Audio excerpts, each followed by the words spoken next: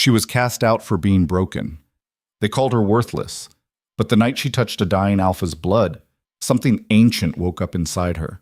And now the same wolves who rejected her are on their knees, begging her not to remember what she really is. If you want to see how a woman they threw away becomes the one thing they can't control, stay until the end. Hit that like button and drop a comment telling me what city you're watching from. The smell of blood never bothered Lyra anymore. It should have. Most healers flinched at the sight of torn flesh, the wet sound of wounds opening under pressure. But after 3 years alone in the Ashwood frontier, she'd stopped counting the bodies that came through her door. Hunters with broken ribs, trappers missing fingers. Once, a merchant who'd been stupid enough to challenge a territorial wolf over a trade route. She saved the ones she could, buried the ones she couldn't. Tonight would probably be another burial. Put him on the table, Lyra said, not looking up from the herb paste she was grinding. Moonlight filtered through the gaps in her cabin's walls, casting silver bars across the dirt floor. The two men who'd kicked open her door were breathing hard, their clothes soaked in sweat and panic. "He's dying," one of them gasped. "You have to—" I said put him on the table. They obeyed. The body they carried was massive, and when they dropped him onto the wooden slab, the impact made her jars rattle. Lyra finally turned around. The man was huge.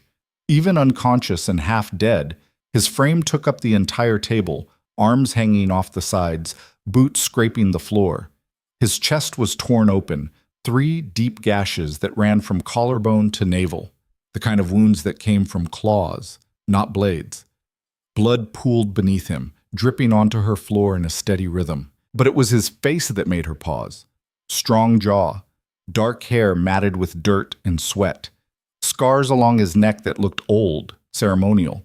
She'd seen men like him before, back when she still lived in the Packlands, back when she still had a name that mattered. An alpha. "What happened?" she asked, moving closer. She kept her voice flat, professional. It was easier that way. "Ambush," the shorter man said. His hands were shaking. "Rogues hit us at the northern pass. We lost 4. He took down 6 of them before—" His voice cracked. "Before they got him." Lyra pressed 2 fingers to the alpha's throat. His pulse was there, but weak, fading. She peeled back the torn fabric of his shirt, examining the wounds. They were deep, too deep. She could see bone. "You should have taken him to the Packlands," she said. "To a real healer." "There's no time." The taller man stepped forward, desperation in his eyes. "The nearest pack is 2 days' ride. He won't last 2 hours." "Then he won't last at all." The words came out colder than she meant, but they were true. She'd seen wounds like this before. Mortal wounds, the kind that didn't care how strong you were, how much you wanted to live. Death didn't negotiate. "Please," the shorter man's voice broke. He's our alpha. We can't lose him. We can't—" "I'm not a miracle worker," Lyra cut him off. She turned back to her herbs, her hands moving on autopilot. Yarrow for blood loss, comfrey for tissue, willow bark for pain, not that he'd feel it. "I'm a frontier healer. I fix broken bones and stitch up knife wounds. I don't bring people back from the dead. You're all we have." She almost laughed. Funny how that worked. 3 years ago, she'd been cast out of her pack with nothing but the clothes on her back and a brand on her wrist that marked her as worthless. Barren. Broken. A woman who couldn't bear children had no place among wolves. Now, when they needed something, when their precious alpha was bleeding out on a table in the middle of nowhere, suddenly she was enough. "Get out," she said quietly. "What?" "I said get out, both of you." She didn't look at them. "If I'm going to do this, I need space and silence." They hesitated. Then the taller one grabbed his companion's arm and pulled him toward the door. "We'll be outside. If you need anything—" The door slammed shut before he finished. Lyra stood there for a moment, alone with the dying alpha. The cabin was quiet except for his labored breathing and the crackle of the fire in the corner. She should have turned them away, should have told them to take their alpha and leave her in peace. But she didn't. She never did. "Stupid," she muttered, rolling up her sleeves. Her hands were already stained with old blood, faint brown marks that never quite washed out. She grabbed a clean cloth, soaked it in water from the basin, and began cleaning the wounds. The moment she touched him, something happened. It was subtle at first. a warmth spreading through her fingertips, traveling up her arms like liquid heat. She'd felt it before when she healed. Everyone did. That faint connection between healer and patient, the sense of a body knitting itself back together under your hands. But this was different. This was wrong. The warmth turned sharp, almost burning. Her vision blurred at the edges. And for just a second, less than a heartbeat, she felt something else. Something that didn't belong to her. Pain. Rage. And underneath it all, a pull. Like a thread tied around her ribs, tugging her closer. She jerked her hand back, gasping. The Alpha's eyes snapped open. Lyra stumbled backward, her hips slamming into the counter. He sat up, too fast, impossibly fast for someone who'd been dying 30 seconds ago. His hand shot out and grabbed her wrist before she could move, his grip like iron. "Who are you?" His voice was rough, raw, like he'd been screaming. "Let go of me." She tried to pull away, but he didn't budge. His eyes were wild, unfocused, gold flecks swimming in dark brown, the way an Alpha's eyes looked when they were on the edge of shifting. I said, "Who are you?" "The person trying to save your life, you idiot." She twisted her arm, hard. "Now let go before I let you bleed out on my table." For a moment she thought he wouldn't. His grip tightened, his breathing ragged. Then slowly his fingers loosened. He released her and looked down at his chest. The wounds were still there, still bleeding, but they weren't as deep as before. "What did you do?" he asked. "My job." Lyra rubbed her wrist, glaring at him. "Now lie back down before you undo all of it." He didn't move. He was staring at her now, really staring, like he was trying to see through her skin. "I felt something. When you touched me." "That's called healing. Novel concept, I know." "Not like that." His jaw tightened. "It felt like—" He stopped, shaking his head. "Never mind." Lyra crossed her arms. "You done having your crisis? Because you're still bleeding, and I'd rather not spend the rest of the night mopping up Alpha blood." He finally lay back, but he didn't take his eyes off her. She tried to ignore it as she worked, pressing fresh cloth to the wounds, using what little energy she had left to coax the torn flesh back together. It was slow, exhausting work. Her hands trembled by the time she finished stitching the deepest gash. "What's your name?" he asked suddenly. She didn't answer. "I'm Darius," he continued, as if she'd asked. "Darius Kane, Alpha of the Ironclaw Pack." "Good for you." "And you are?" "Busy." He almost smiled. It was a strange expression on a face that looked like it had forgotten how. "You always this friendly?" "Only to people who bleed on my floor." This time he did smile. Faint, but there. "Fair enough." Lyra tied off the last stitch and stepped back, wiping her hands on her apron. The bleeding had stopped. His color was coming back. He'd live. She should have felt relief. Instead, she felt uneasy. That warmth was still there. Faint, like an echo, but present, humming just beneath her skin. "You should rest," she said, turning away. "Your men are outside. I'll tell them—" "Why are you out here alone?" The question stopped her cold. "Excuse me?" Darius sat up again, slower this time. "This far into the frontier, no pack, no protection. A healer doesn't just end up in a place like this by accident." "That's none of your business." "You just saved my life." "I'd say that makes it my business." Lyra's hands curled into fists. "You don't know anything about me." "I know you're good at what you do. Better than anyone I've seen." He paused. "I also know you've got the mark." Her blood went cold. Slowly she looked down at her left wrist. The sleeve of her shirt had ridden up during the healing, exposing the brand burned into her skin. A circle with a slash through it. The mark every pack used for their outcasts. The mark of the Baron. "Get out," she said quietly. "I didn't mean—" "Get out." Darius stood, moving carefully. For a moment she thought he'd argue, push back, demand answers like Alphas always did. Instead, he just nodded. "Thank you," he said, "for saving me." Then he walked out, leaving her alone in the cabin with the smell of blood and that strange, lingering warmth still crawling under her skin. Lyra didn't sleep that night. She cleaned the table, scrubbed the floor, reorganized her herbs 3 times, even though they didn't need it. Anything to keep her hands busy and her mind from wandering back to that moment. The heat, the pull, the way Darius's blood had felt alive under her fingers. By the time dawn broke, she'd convinced herself it was nothing. Exhaustion, stress. She'd been pushing herself too hard lately, taking on too many patients. That was all. But when she stepped outside to fetch water from the well, she froze. The clearing around her cabin was full of wolves. Not men. Wolves. A dozen of them, maybe more, sitting in a perfect circle around her home. Their eyes glowed in the early morning light. Gold, silver, amber. Watching her. Lyra's heart hammered against her ribs. She'd lived on the frontier long enough to know what wild wolves looked like. These weren't wild. These were waiting. One of them, a massive gray with scars along its muzzle, tilted its head. Not aggressive, not threatening, just looking. "What do you want?" Lyra whispered. The gray wolf's ears twitched. Then, as one, the entire pack turned and disappeared into the trees. Lyra stood there, bucket forgotten in her hand, staring at the empty clearing.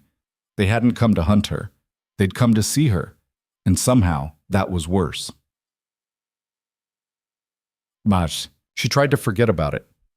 Tried to go back to her routine, gathering herbs, checking traps, avoiding the memories that clawed at her when she had too much time to think. But the wolves came back. Not inside the clearing. They kept their distance, just visible through the trees. Watching, waiting, like they were guarding her or studying her. On the third day, Darius returned. He rode in alone, no guards, no entourage. Just him on a black stallion that looked like it could have trampled her cabin into kindling. He dismounted slowly, his movements still careful, and tied the horse to a post. Lyra was sitting on her porch, sharpening a knife. She didn't look up. "You heal fast," she said. "Alpha blood." He stopped a few feet away, hands loose at his sides. Non-threatening. "We need to talk." "No, we don't." "Lyra?" Her head snapped up. "I didn't tell you my name. Your friend in town did. The traitor. Garen." Darius's expression didn't change. "I needed to know who saved me." "Well, now you know. Congratulations. You can leave." "I can't." Something in his tone made her pause. He wasn't looking at her like an alpha addressing a peasant. He was looking at her like someone trying to solve a puzzle. "Why not?" she asked. Darius reached up and pulled his shirt aside, exposing his shoulder. Lyra's breath caught. There, just above his collarbone, was a mark. Dark, like a tattoo, but she knew it wasn't ink. It was a shape she recognized, circular, intricate, pulsing faintly with something that looked almost alive. A bond mark. "That's impossible," she breathed. "Yeah." Darius let his shirt fall back into place. "That's what I thought too." Bond marks only appeared between mates, true mates. The kind of connection that happened maybe once in a generation, if you were lucky. And even then, it required mutual intent, willingness. She hadn't intended anything. "This is a mistake, Yibais," Lyra said, standing. "Some kind of error. It'll fade. It's been 3 days. It's getting darker." "Then go to your pack healers. They'll know what to do." "I did." Darius's jaw tightened. They've never seen anything like it. And when I told them about you, he trailed off. "What?" "They said you shouldn't exist." Lyra's stomach dropped. Darius took a step closer. "A healer who can form a bond without touch, without permission. They said that kind of power died out centuries ago, that it was sealed away because it was too dangerous." "I don't know what you're talking about, don't you?" His eyes locked onto hers. "You felt it. That night. I know you did." She had. She'd felt it and spent 3 days trying to convince herself it meant nothing. "I'm not dangerous," Lyra said, hating how her voice shook. "I'm just a healer. A broken one, at that." "You're not broken." "Yes, I am." The words came out sharper than she meant. "I was cast out because I can't bear children, because my body doesn't work the way it's supposed to. That's what being broken means." Darius's expression softened in a way that made her chest tight. "Lyra, don't." She held up a hand. Don't stand there and pretend you understand. You're an alpha. You don't know what it's like to be worthless. You saved my life. That doesn't change what I am." "Maybe not." He stepped closer, close enough that she could see the flecks of gold in his eyes. But it changes what you can do. Before she could respond, one of the wolves stepped out of the trees. The gray one, the scarred leader. It padded into the clearing, silent as smoke, and sat down between them, looking at Lyra. Darius went very still. That's Rook. My beta. Your beta is a wolf? Right now, yeah. Darius crouched down, frowning. He shouldn't be here. I told him to stay back with the others. The wolf, Rook, ignored him. His eyes stayed fixed on Lyra. Then slowly, deliberately, he bowed his head. Lyra's heart stopped. Wolves didn't bow. Not to humans. Not to anyone except their alpha. What's he doing? She whispered. Darius looked between her and Rook, his frown deepening. I don't know. But she did. Somewhere deep in her bones, in the place where that strange warmth still hummed, she knew. The wolves weren't guarding her. They were waiting for her. To remember. The next morning, Lyra woke to voices outside her cabin. Not just voices. Arguments. She pulled on her boots and stepped outside to find Darius standing in her clearing with 3 other men. They were dressed like him, leather and steel, weapons at their hips, but they carried themselves differently. Tense, aggressive. One of them, a man with a scar running down his face, was speaking. Can't be serious. You're the alpha of Ironclaw. You don't just bond with some random frontier healer. She's not random, Marcus. Darius's voice was calm, but there was steel underneath. And I didn't choose this any more than she did. Then break it. It doesn't work like that. Find a way. Marcus stepped forward, his hand on the hilt of his sword. The council won't accept this. A bonded mate needs to be strong, fertile, someone who can carry the bloodline forward, not some... Finish that sentence, Lyra said from the porch, and I'll make sure you regret it. All 4 men turned to look at her. Marcus's lip curled. You have no idea what you're dealing with, girl. And you have no idea who you're threatening. She walked down the steps, meeting his glare with one of her own. I didn't ask for this bond. I didn't ask for any of you to show up on my doorstep. But I'm not going to stand here and let you talk about me like I'm not worth the air I breathe. You're not. Marcus's voice was flat. You're barren. Worthless.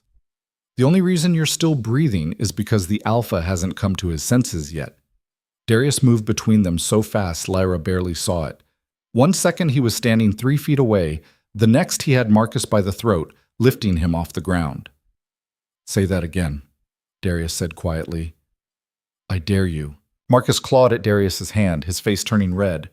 The other 2 men stepped forward, but Darius's eyes flashed gold, and they froze. Alpha, one of them started. Go back to the pack, Darius said, not looking at them.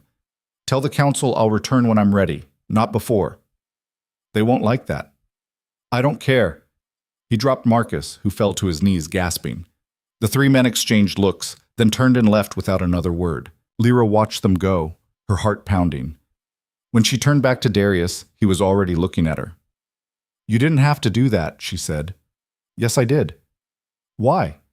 I can fight my own battles. I know you can. He rubbed the back of his neck, looking uncomfortable. But he was wrong, and I wasn't going to let him say it. Lyra didn't know what to say to that. She'd spent 3 years hearing variations of the same insult, the same dismissal.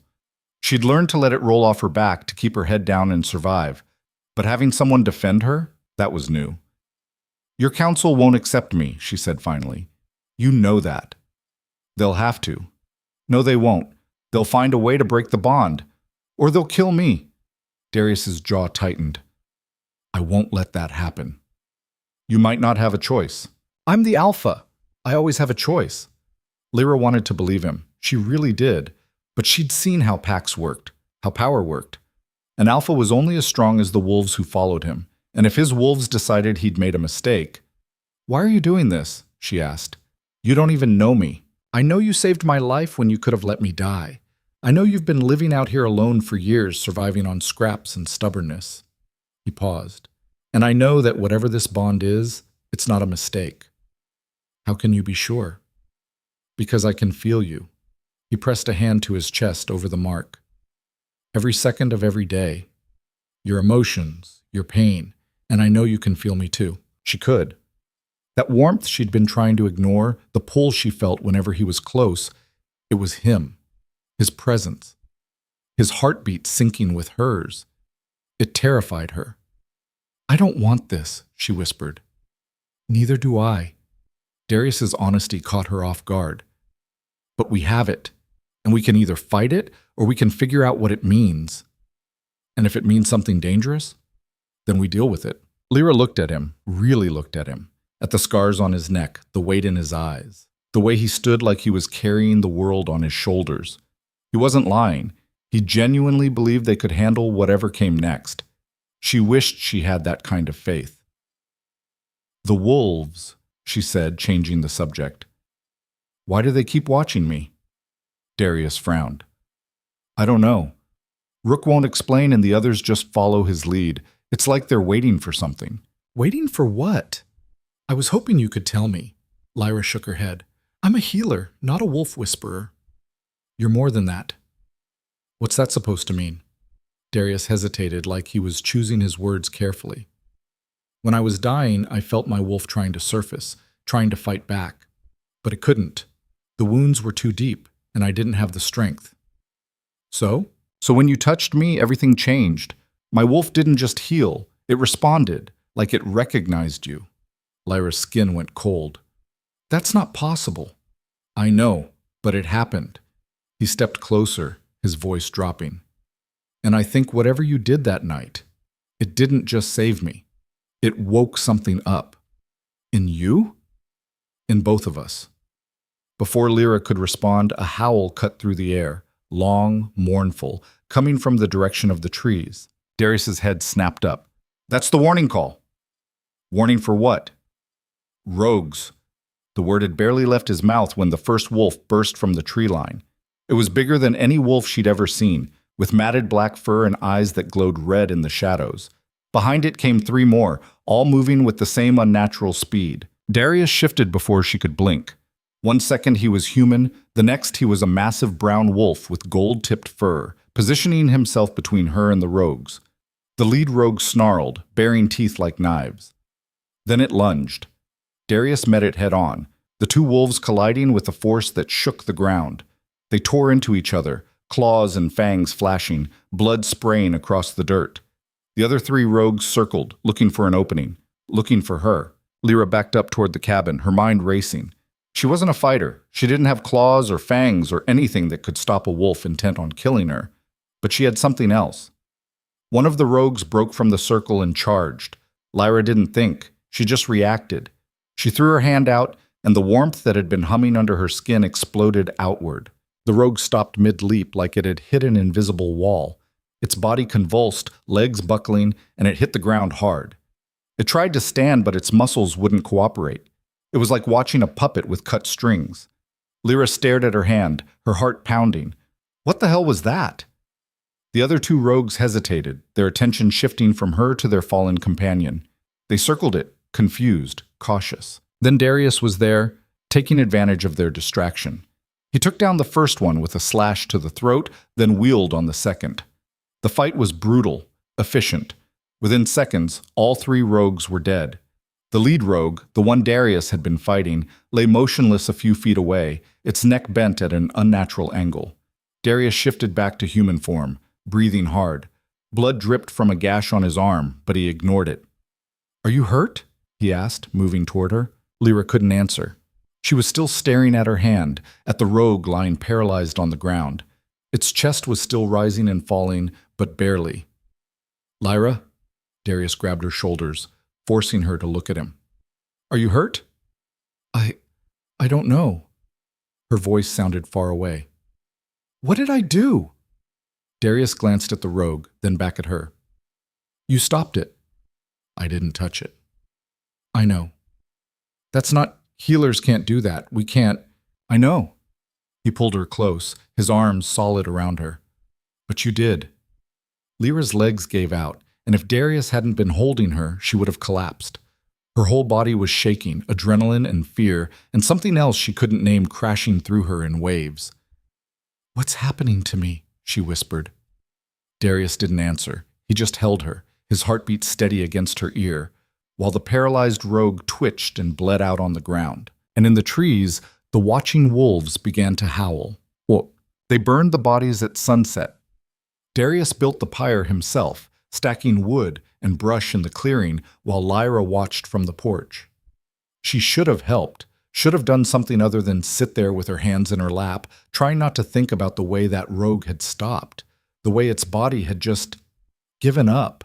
That's the last of them, Darius said, wiping his hands on his pants as he walked back to the cabin. The fire crackled behind him, sending smoke into the darkening sky. We should be safe for tonight. Safe, Lyra repeated. The word felt foreign.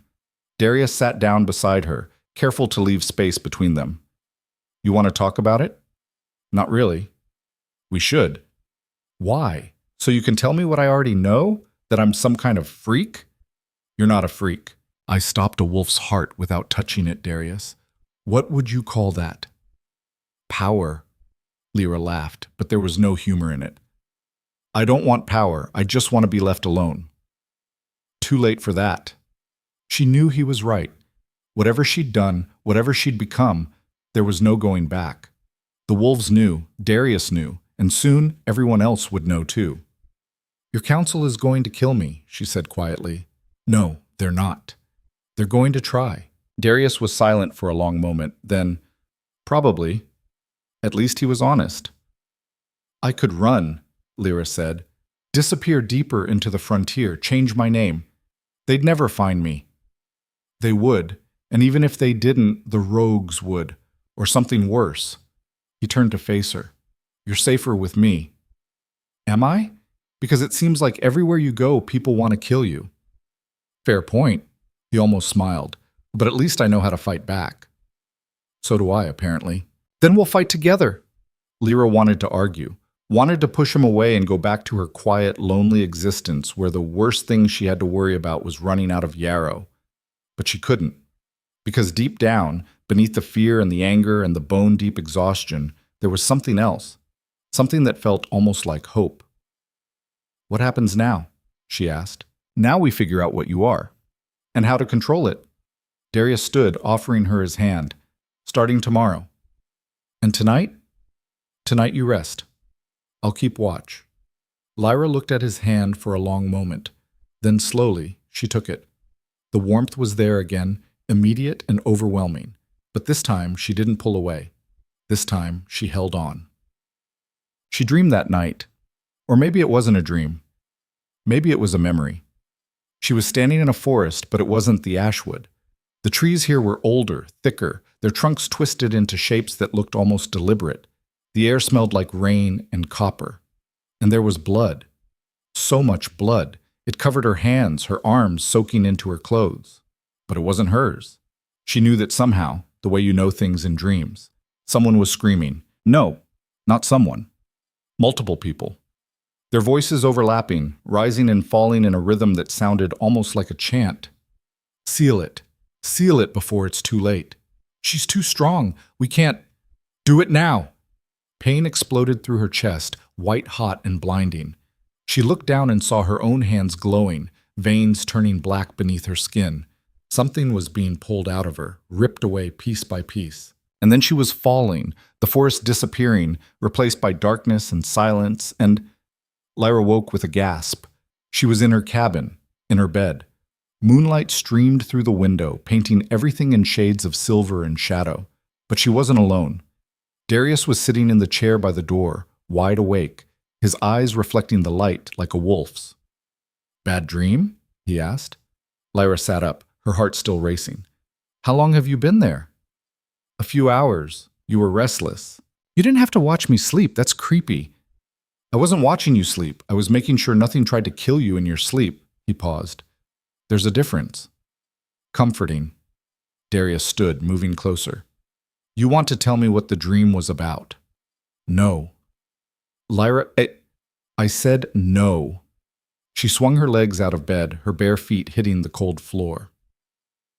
It was just a nightmare? Doesn't mean anything? You sure about that? She wasn't, but she wasn't about to admit it. Instead, she changed the subject. The bond mark. Does it hurt? Darius touched his shoulder, almost unconsciously. No, it's just there, like a second heartbeat. Can you feel me right now? Yeah. What am I feeling? He tilted his head, considering. Scared, angry, confused.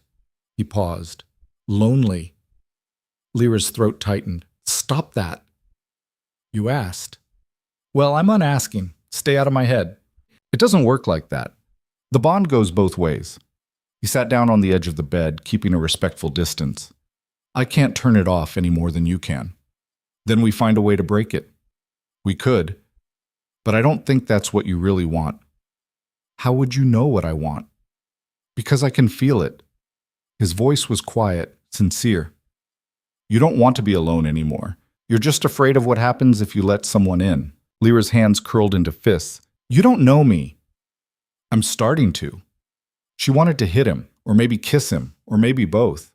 The bond was making everything complicated, tangling her emotions up with his until she couldn't tell where she ended and he began. This isn't fair, she said. No, it's not. I didn't ask for this. Neither did I. Then why are you still here? Darius met her eyes, and for a moment she saw past the alpha exterior to the man underneath. Tired. Lonely. Carrying his own scars. Because you saved me, he said simply, and maybe I'm trying to return the favor. Lyra didn't know what to say to that, so she didn't say anything. They sat there in the dark, two broken people tied together by something neither of them understood, and waited for the dawn. Dawn came cold and gray, the kind of morning that made everything look washed out and lifeless.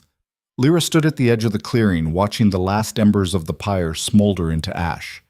The bodies were gone, but the smell lingered, burnt flesh and fur mixed with pine smoke. Darius was behind her somewhere, talking in low tones with Rook, who'd shifted back to human form sometime during the night.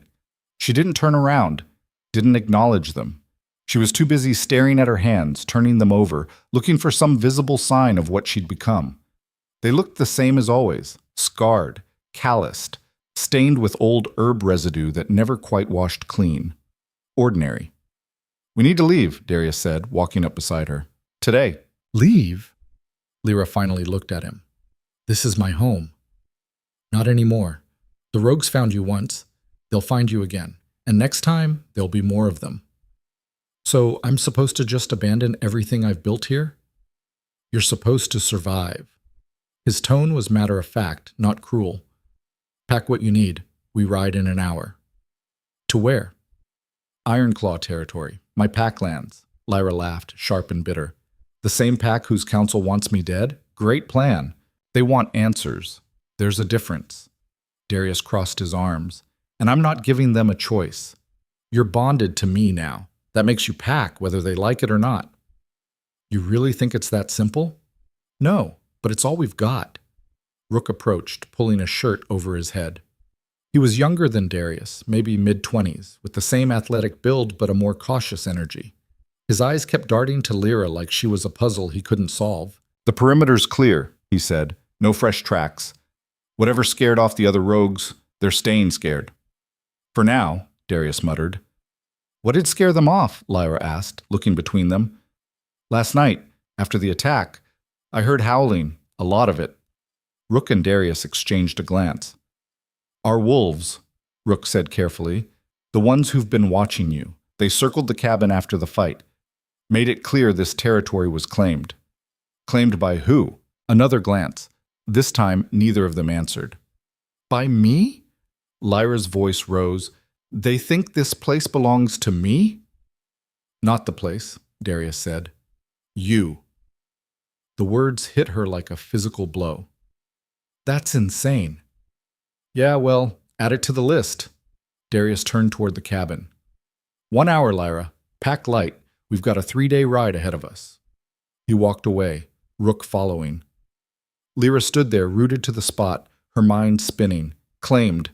The wolves had claimed her. What the hell did that even mean? She packed in silence. There wasn't much to take. A few changes of clothes, her medicine bag stuffed with dried herbs and basic supplies, a knife her father had given her before he died, back when she still had a family. Everything else, The furniture, the shelves, the years of carefully collected herbs she left behind. It felt wrong, walking away from the only place that had ever been truly hers. But Darius was right. Staying meant dying, and she'd survived too much to give up now. When she stepped outside, 2 horses were waiting. Darius was already mounted, checking the straps on his saddlebag. Rook was in wolf form again, pacing near the tree line. "You know how to ride?" Darius asked. "I'm a frontier healer, not an invalid." "That's not an answer." "It's the only one you're getting." She climbed onto the second horse, a dappled mare with intelligent eyes, and settled into the saddle.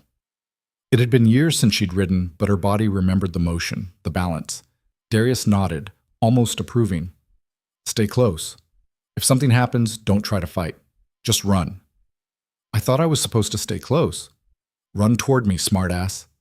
Despite everything, Lyra almost smiled. They rode out as the sun cleared the horizon, leaving the cabin and the clearing and 3 years of solitude behind.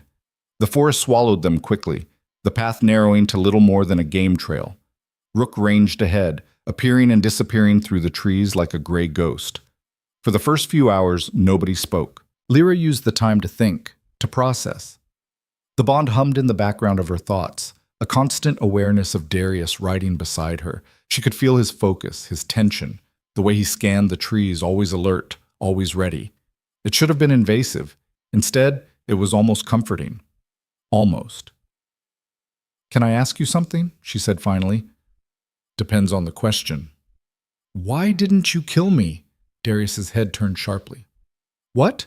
"That first night, when you woke up and grabbed me, you could have snapped my neck before I even screamed." She kept her voice neutral, clinical. "Why didn't you?" He was quiet for a long moment. Then, "I don't know. That's not an answer. It's the truth." He adjusted his reins, his jaw tight. "My wolf should have seen you as a threat, should have reacted on instinct, but it didn't. It just recognized you." "Recognized me how?" "Like you were already mine." The words hung in the air between them, heavy and complicated. "I'm not yours," Lyra said quietly. "I know. The bond doesn't change that. I know that too." He glanced at her. "I'm not trying to own you, Lyra. I'm trying to keep you alive long enough to figure out what the hell is happening to both of us." She wanted to argue, to push back, but the sincerity in his voice stopped her. "What if we can't figure it out?" she asked instead. "Then we deal with the consequences." "Easy for you to say. You're not the one everyone's afraid of." "You sure about that?" Darius's smile was grim.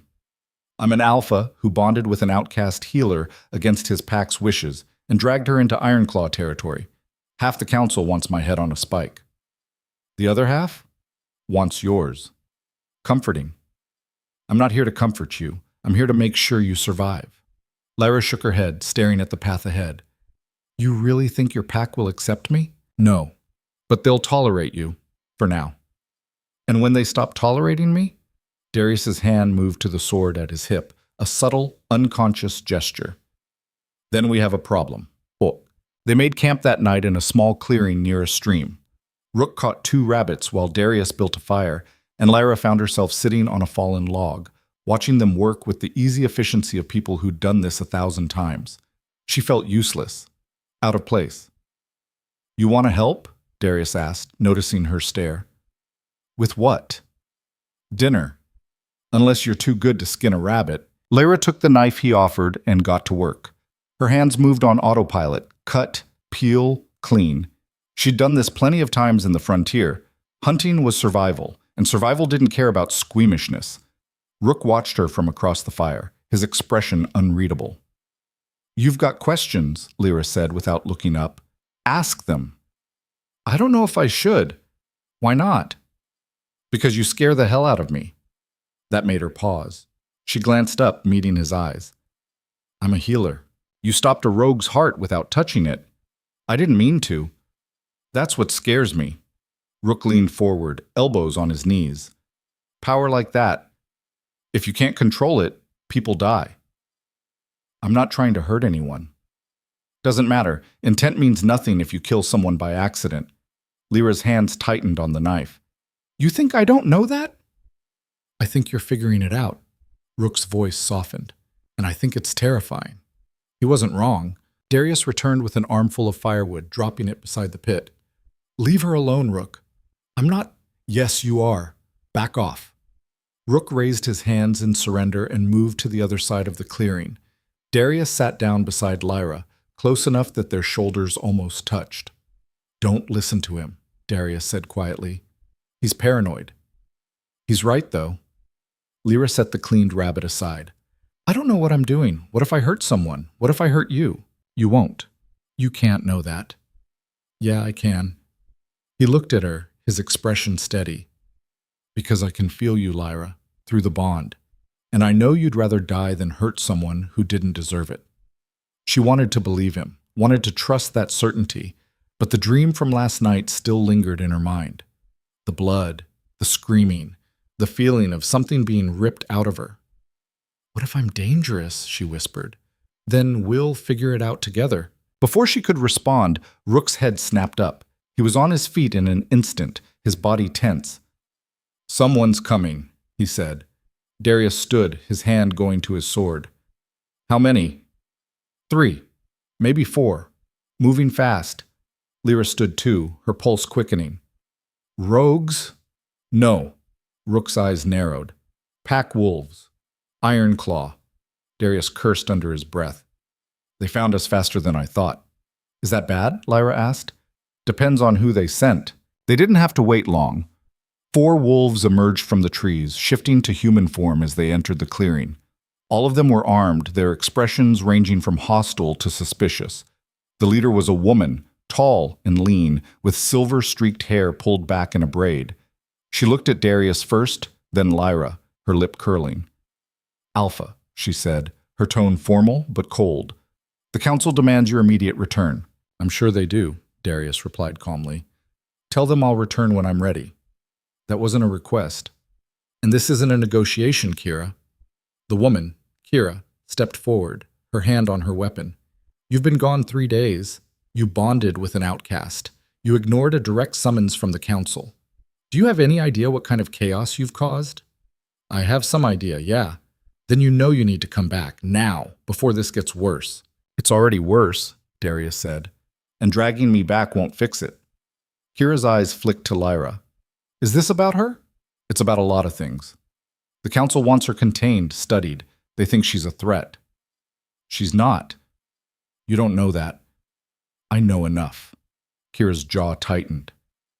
You're making a mistake, Darius. If you keep protecting her, I'll deal with the consequences.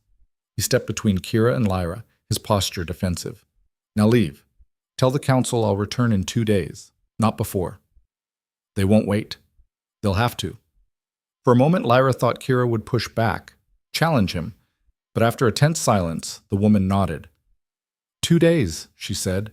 After that, they're sending enforcers. She turned and left, her companions following. Within seconds, they'd shifted and disappeared into the forest. Lyra let out a breath she didn't realize she'd been holding. Enforcers. Pack soldiers, Darius said, his voice grim, trained to handle threats. If they come for you, it won't be to talk. So we have 2 days to figure out how to stop them from killing me. Pretty much. Great. Lyra sat back down, her legs suddenly weak. Any brilliant ideas? 1. Darius crouched in front of her, his eyes serious. We prove you're not a threat. Show them you can control your power. I can't control it. I don't even understand it. Then we start learning, tonight. Lyra stared at him. You're insane. Probably. But unless you've got a better plan, this is what we're doing. She didn't have a better plan. She barely had any plan at all. Fine, she said. Where do we start? They started with the basics. Darius had her sit cross-legged on the ground, hands resting on her knees, eyes closed. It felt ridiculous, like some kind of meditation exercise, but she didn't argue. Focus on the bond, he said, standing a few feet away. Feel where it connects us. I already feel it. Then push through it. See if you can control the flow. Lyra tried. She focused on the warmth in her chest, the invisible thread tying her to Darius. It was there, constant and steady, like a second heartbeat. But when she tried to manipulate it, to push or pull, or do anything deliberate, nothing happened. This isn't working, she muttered. Keep trying. I am trying. It's not. The warmth flared, sudden and sharp. Lyra gasped, her eyes flying open. Darius stumbled, grabbing his chest. What did you just do? I don't know. I didn't mean to. Do it again. What? Whatever you just did. Do it again. Lyra closed her eyes, focusing. This time, she didn't try to control the bond. She just let herself feel it, really feel it, without resistance. The warmth pulsed. Darius hissed. There. That's it. What's happening? You're pulling on the bond, like you're trying to draw something from me.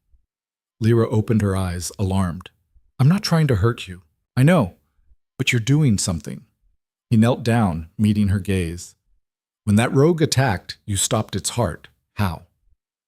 I told you. I don't know. Think. What were you feeling? Lyra thought back to that moment.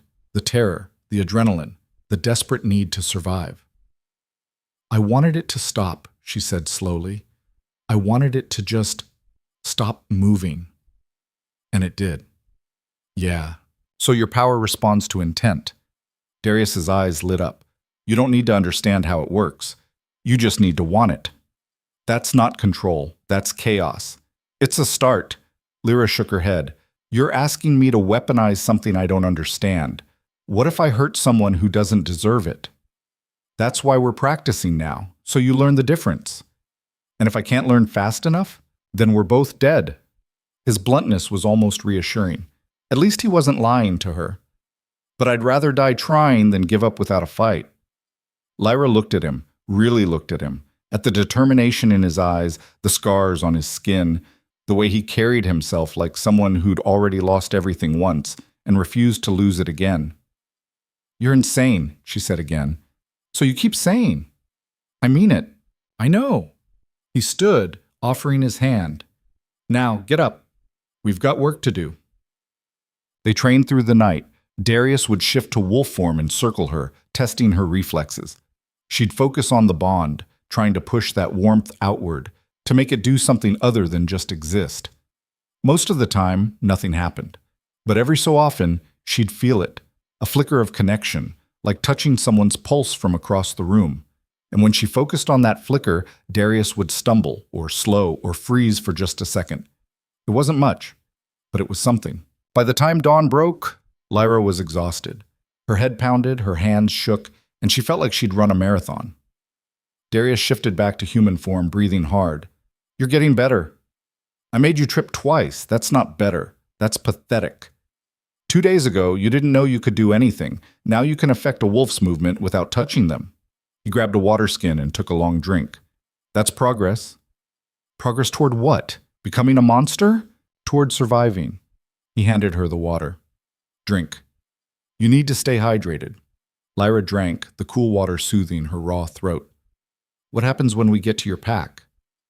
The council will demand a demonstration, proof that you're not a threat. And if I can't give them one, then they'll try to kill you, and I'll have to stop them. You can't fight your whole pack. Watch me. The certainty in his voice should have been comforting. Instead, it terrified her. I don't want you to die for me, she said quietly. Good thing I don't plan on dying. Darius, Lyra. He crouched in front of her, his expression serious. I know you're scared. I know this is overwhelming, but you need to trust me. I barely know you. Yeah, well, the bond seems to think otherwise. He touched his chest over the mark. And whether we like it or not, we're in this together. She wanted to argue, to push him away, to run back to her cabin and pretend none of this had ever happened.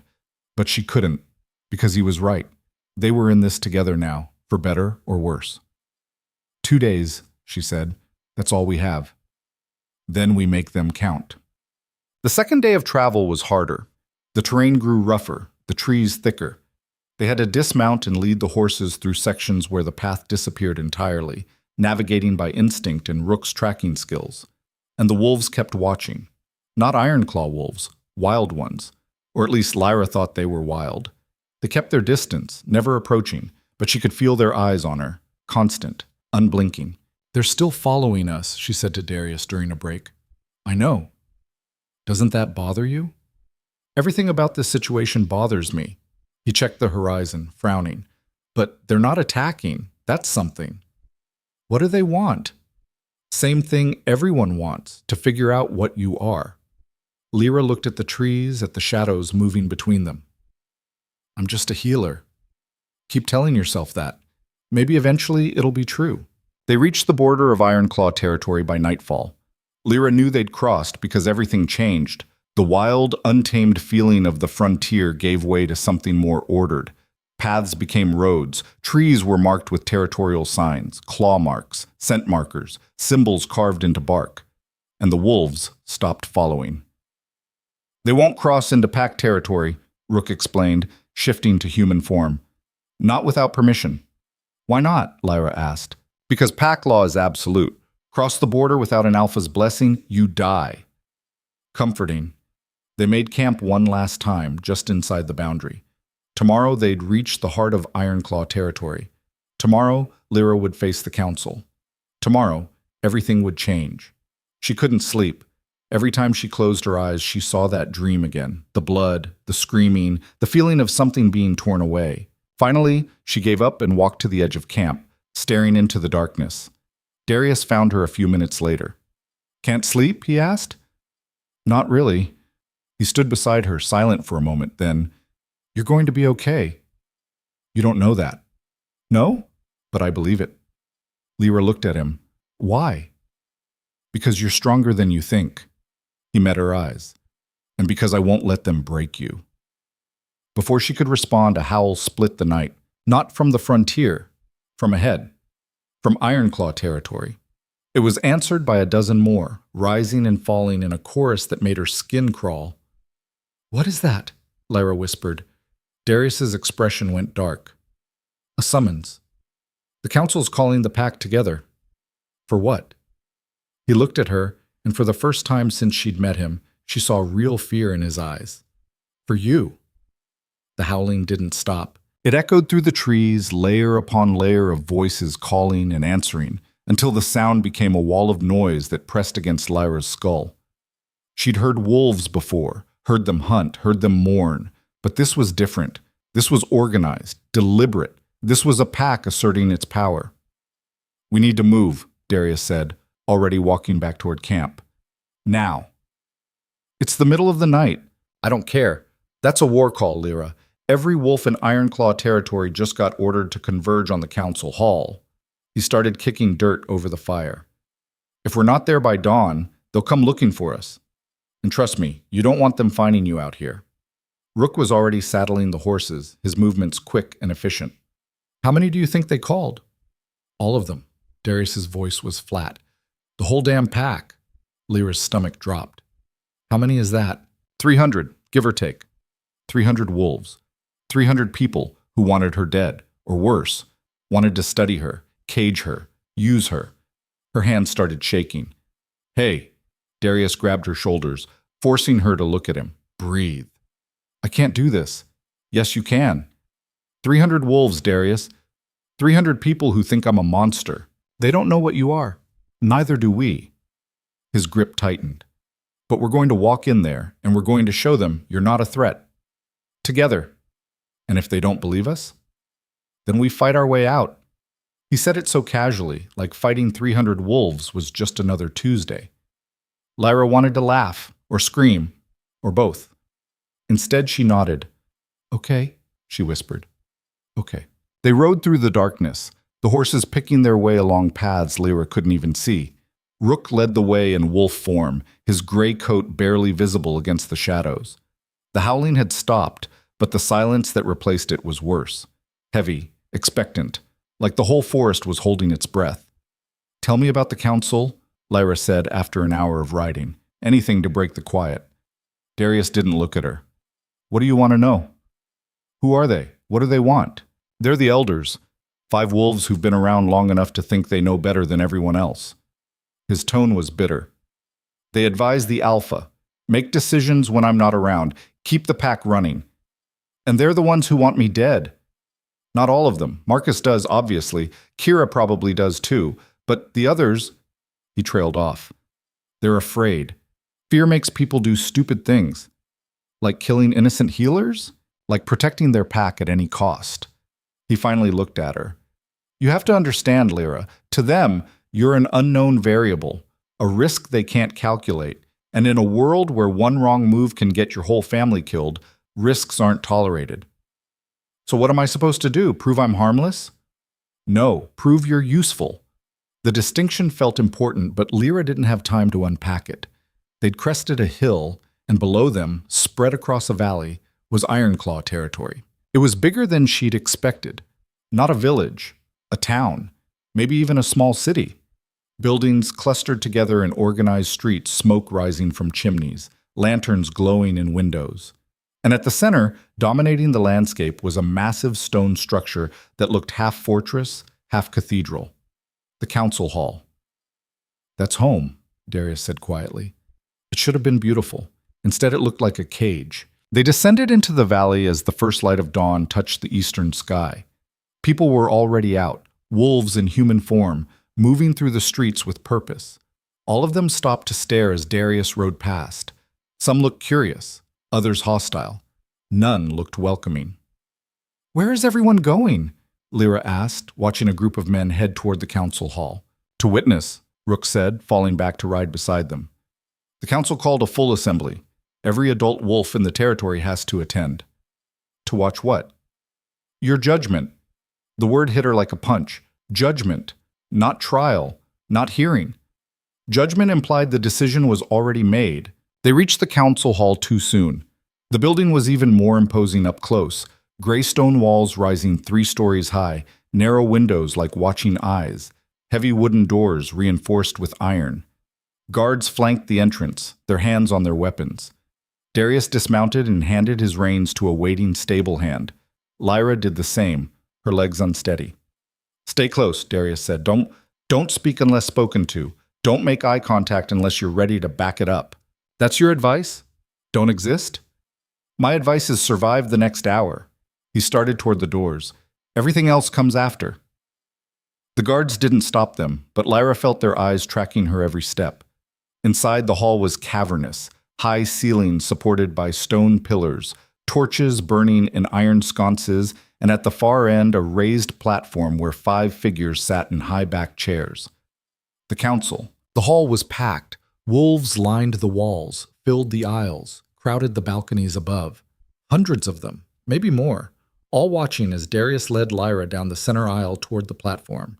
Her heart was trying to break out of her chest.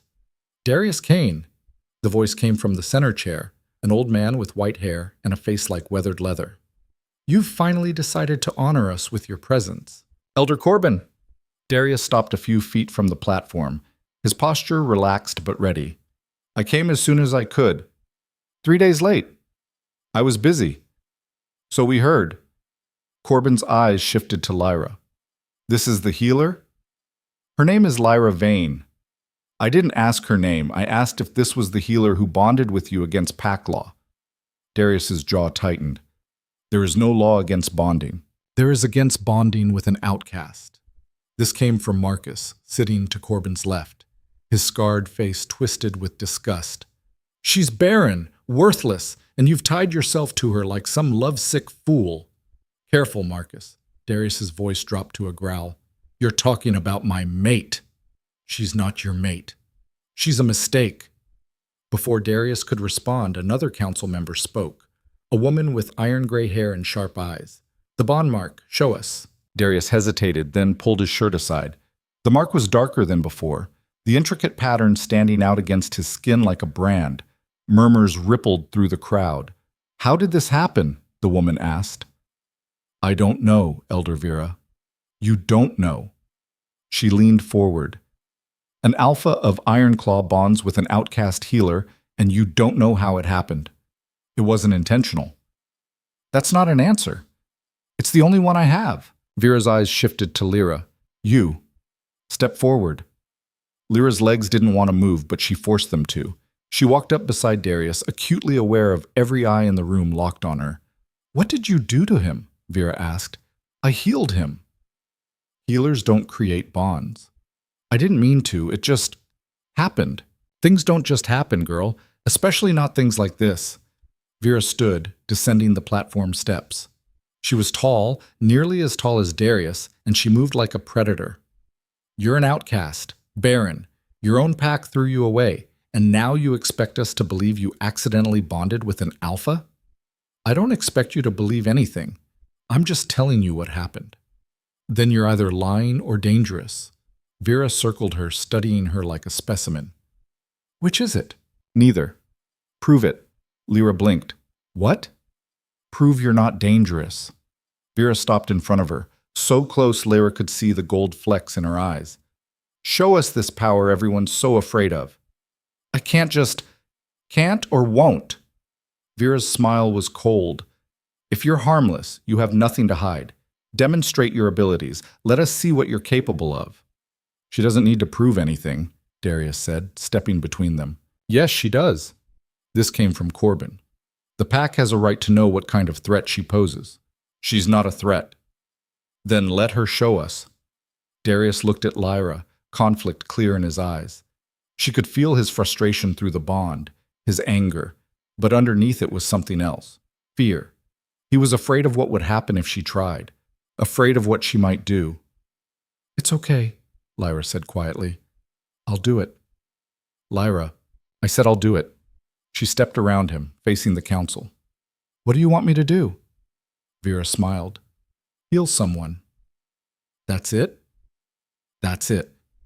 Sounded simple, too simple. Vera turned to the crowd. Who's injured? Speak up. A hand rose near the back. A young man, maybe 20, with a bandage wrapped around his forearm. I cut myself yesterday, training accident. Come forward. The young man made his way through the crowd, looking nervous. When he reached the platform, he unwrapped the bandage, revealing a deep gash that ran from his wrist to his elbow. It looked a few days old, already starting to heal but still raw. Fix it, Vera said to Lyra. Lyra knelt beside him, examining the wound. It was clean, no sign of infection, a straightforward healing. She'd done hundreds like it, but her hands were shaking. I need water, she said, and clean cloth. Someone brought both. Lyra cleaned the wound, her movements automatic, trying to ignore the hundreds of eyes watching her. She placed her hands on either side of the gash and focused. The warmth came immediately, flooding through her fingers. But it felt different this time, stronger, like something inside her had woken up and was eager to be used. She pushed it into the wound, coaxing the torn flesh back together. The young man gasped. The gash began to close. Fast. Too fast.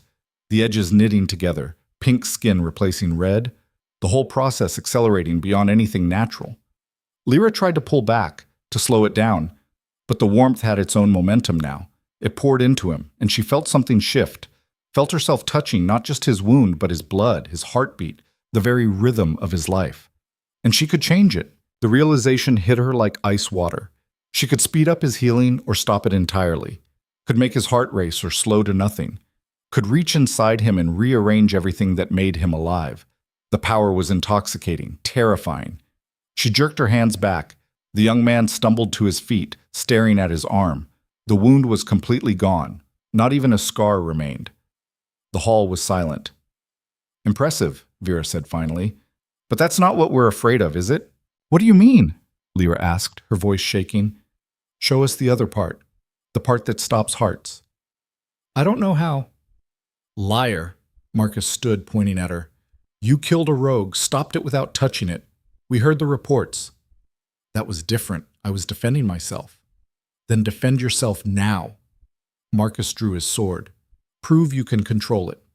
Marcus, stand down, Darius ordered. No.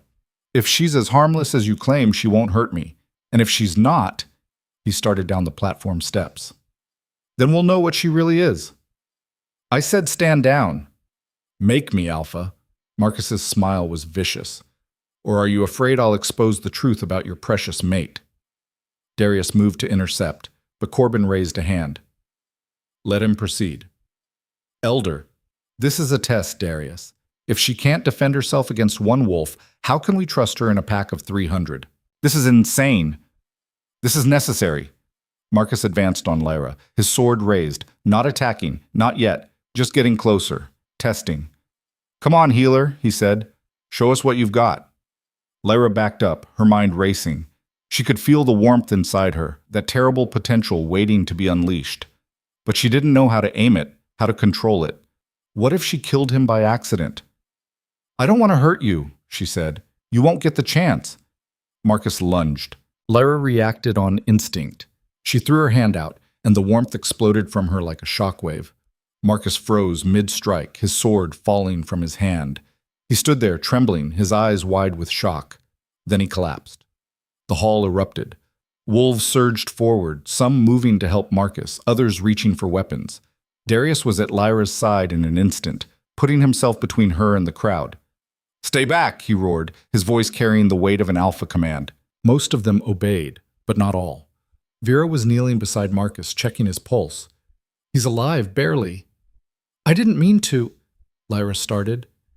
You stopped his heart. Vera looked up at her, and for the first time there was real fear in her eyes. You reached into his chest and stopped his heart without touching him. I was defending myself. You almost killed a council member. He attacked me, and you proved exactly what we feared. Vera stood, her voice ringing through the hall. She's a blood healer. The legends were true. The crowd's reaction was immediate. Gasps, shouts, wolves backing away, their faces twisted with terror. Blood healer? Lyra looked at Darius. What is she talking about? A myth, Darius said, but his voice was uncertain. A story to scare children. It's not a myth. Corbin stood, his ancient face grave. Blood healers were real. Centuries ago, before the packs formed. They could control life and death with a thought, make hearts stop or beat faster, steal breath from lungs, turn blood to poison inside veins. He looked at Lyra. They were so dangerous, so uncontrollable, that the old alphas banded together and hunted them to extinction.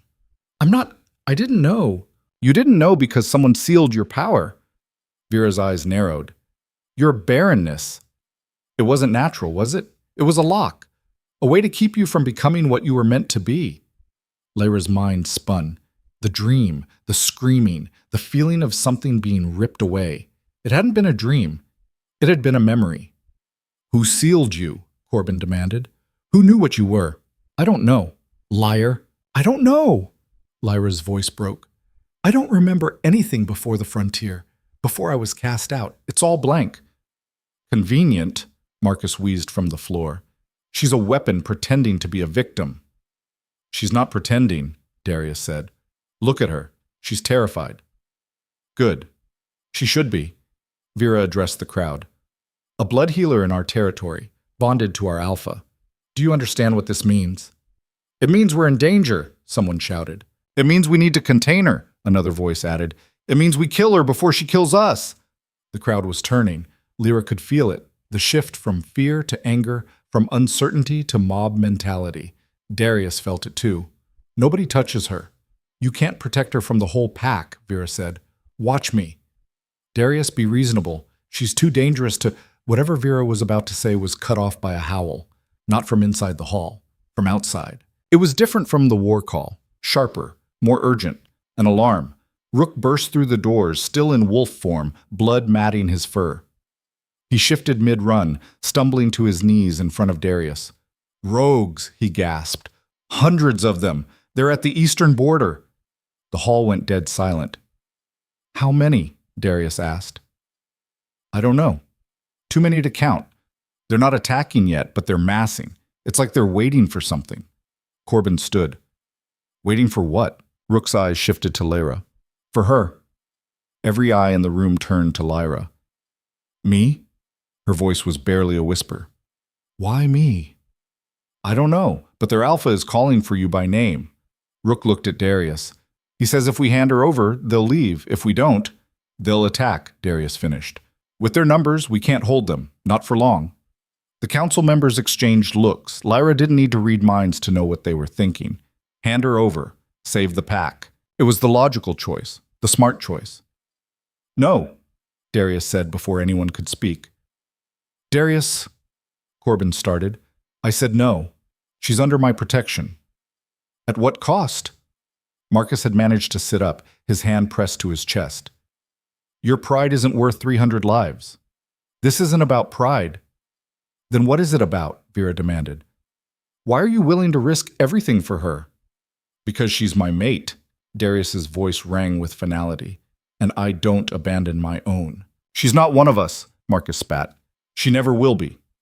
Then neither am I. The declaration hung in the air, heavy and absolute. Corbin's expression darkened. You don't mean that. Try me. Darius turned to face the council, his posture that of an alpha ready for war. You want her? You go through me first. You'd betray your pack for an outcast? I defend my mate from anyone who tries to hurt her, including you. Vera stepped forward. Darius, please, think about what you're saying. If the rogues attack, then we fight. We'll lose. Maybe. But we'll go down fighting, not cowering. This isn't courage. It's suicide. Before Darius could respond, Lyra spoke. Stop! Everyone turned to look at her. Just stop! She walked forward, her legs somehow steady despite everything. I'll go. Lyra, no. Darius grabbed her arm. Yes. She looked up at him, and through the bond she felt his pain, his rage, his desperate refusal. I won't let 300 people die because of me. They won't die. We'll fight. You'll lose. Rook said it himself. She placed her hand over his where it gripped her arm. I'm not worth this. Yes, you are. No, I'm not. Her voice broke. I'm a broken healer who didn't even know what she was until an hour ago. I'm not worth your pack. I'm not worth your life. You're worth everything to me. The words hit her like a physical blow. She could feel the truth of them through the bond, the absolute certainty, the bone-deep conviction. He meant it, and that made what she had to do so much harder. I'm sorry, she whispered. Then she pushed, not with her hands, with her power, with that terrible warmth that lived inside her. She pushed it into Darius through the bond, finding the rhythm of his heart and forcing it to slow. His grip on her arm loosened. His eyes went wide with shock and betrayal. Lyra, what? His knees buckled. She caught him as he fell, lowering him gently to the ground. He was still conscious, still breathing, but his body wouldn't obey him.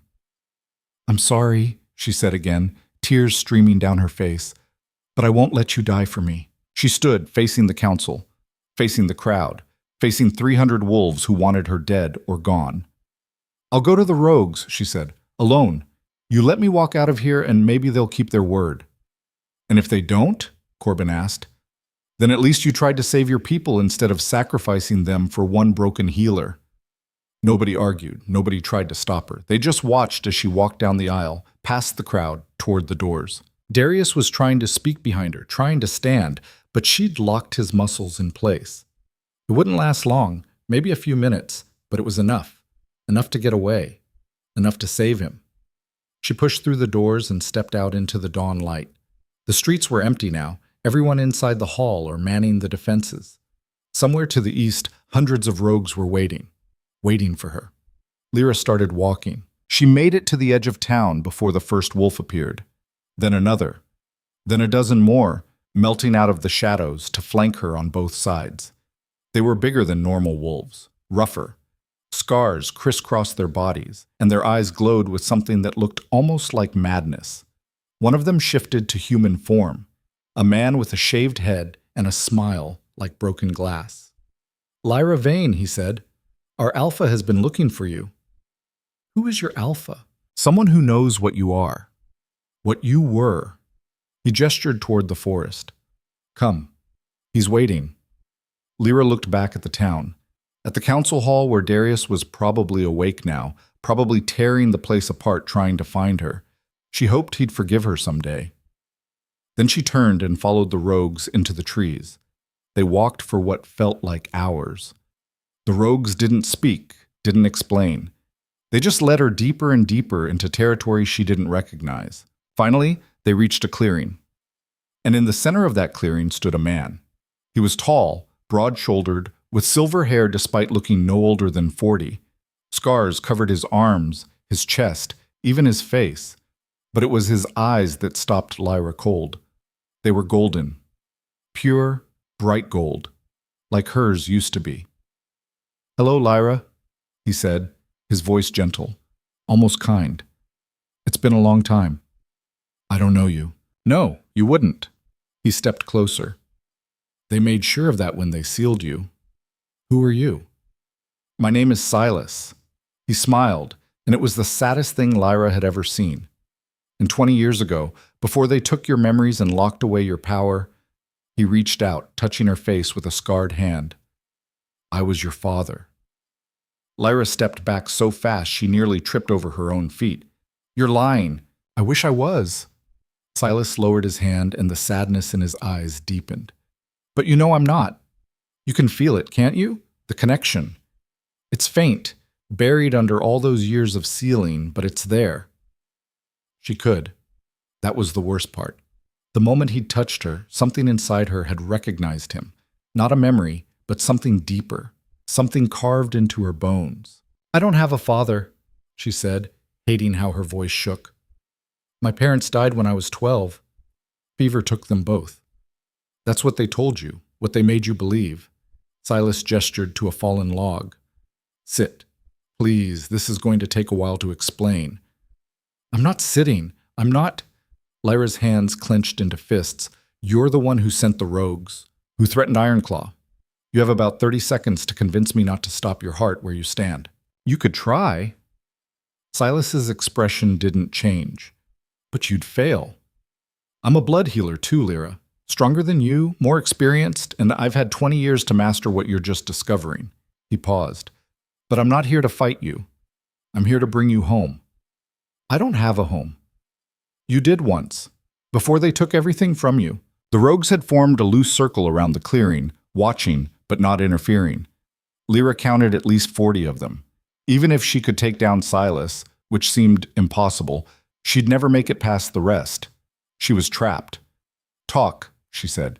You've got 5 minutes. Silas sat down on his log, moving like someone who had all the time in the world.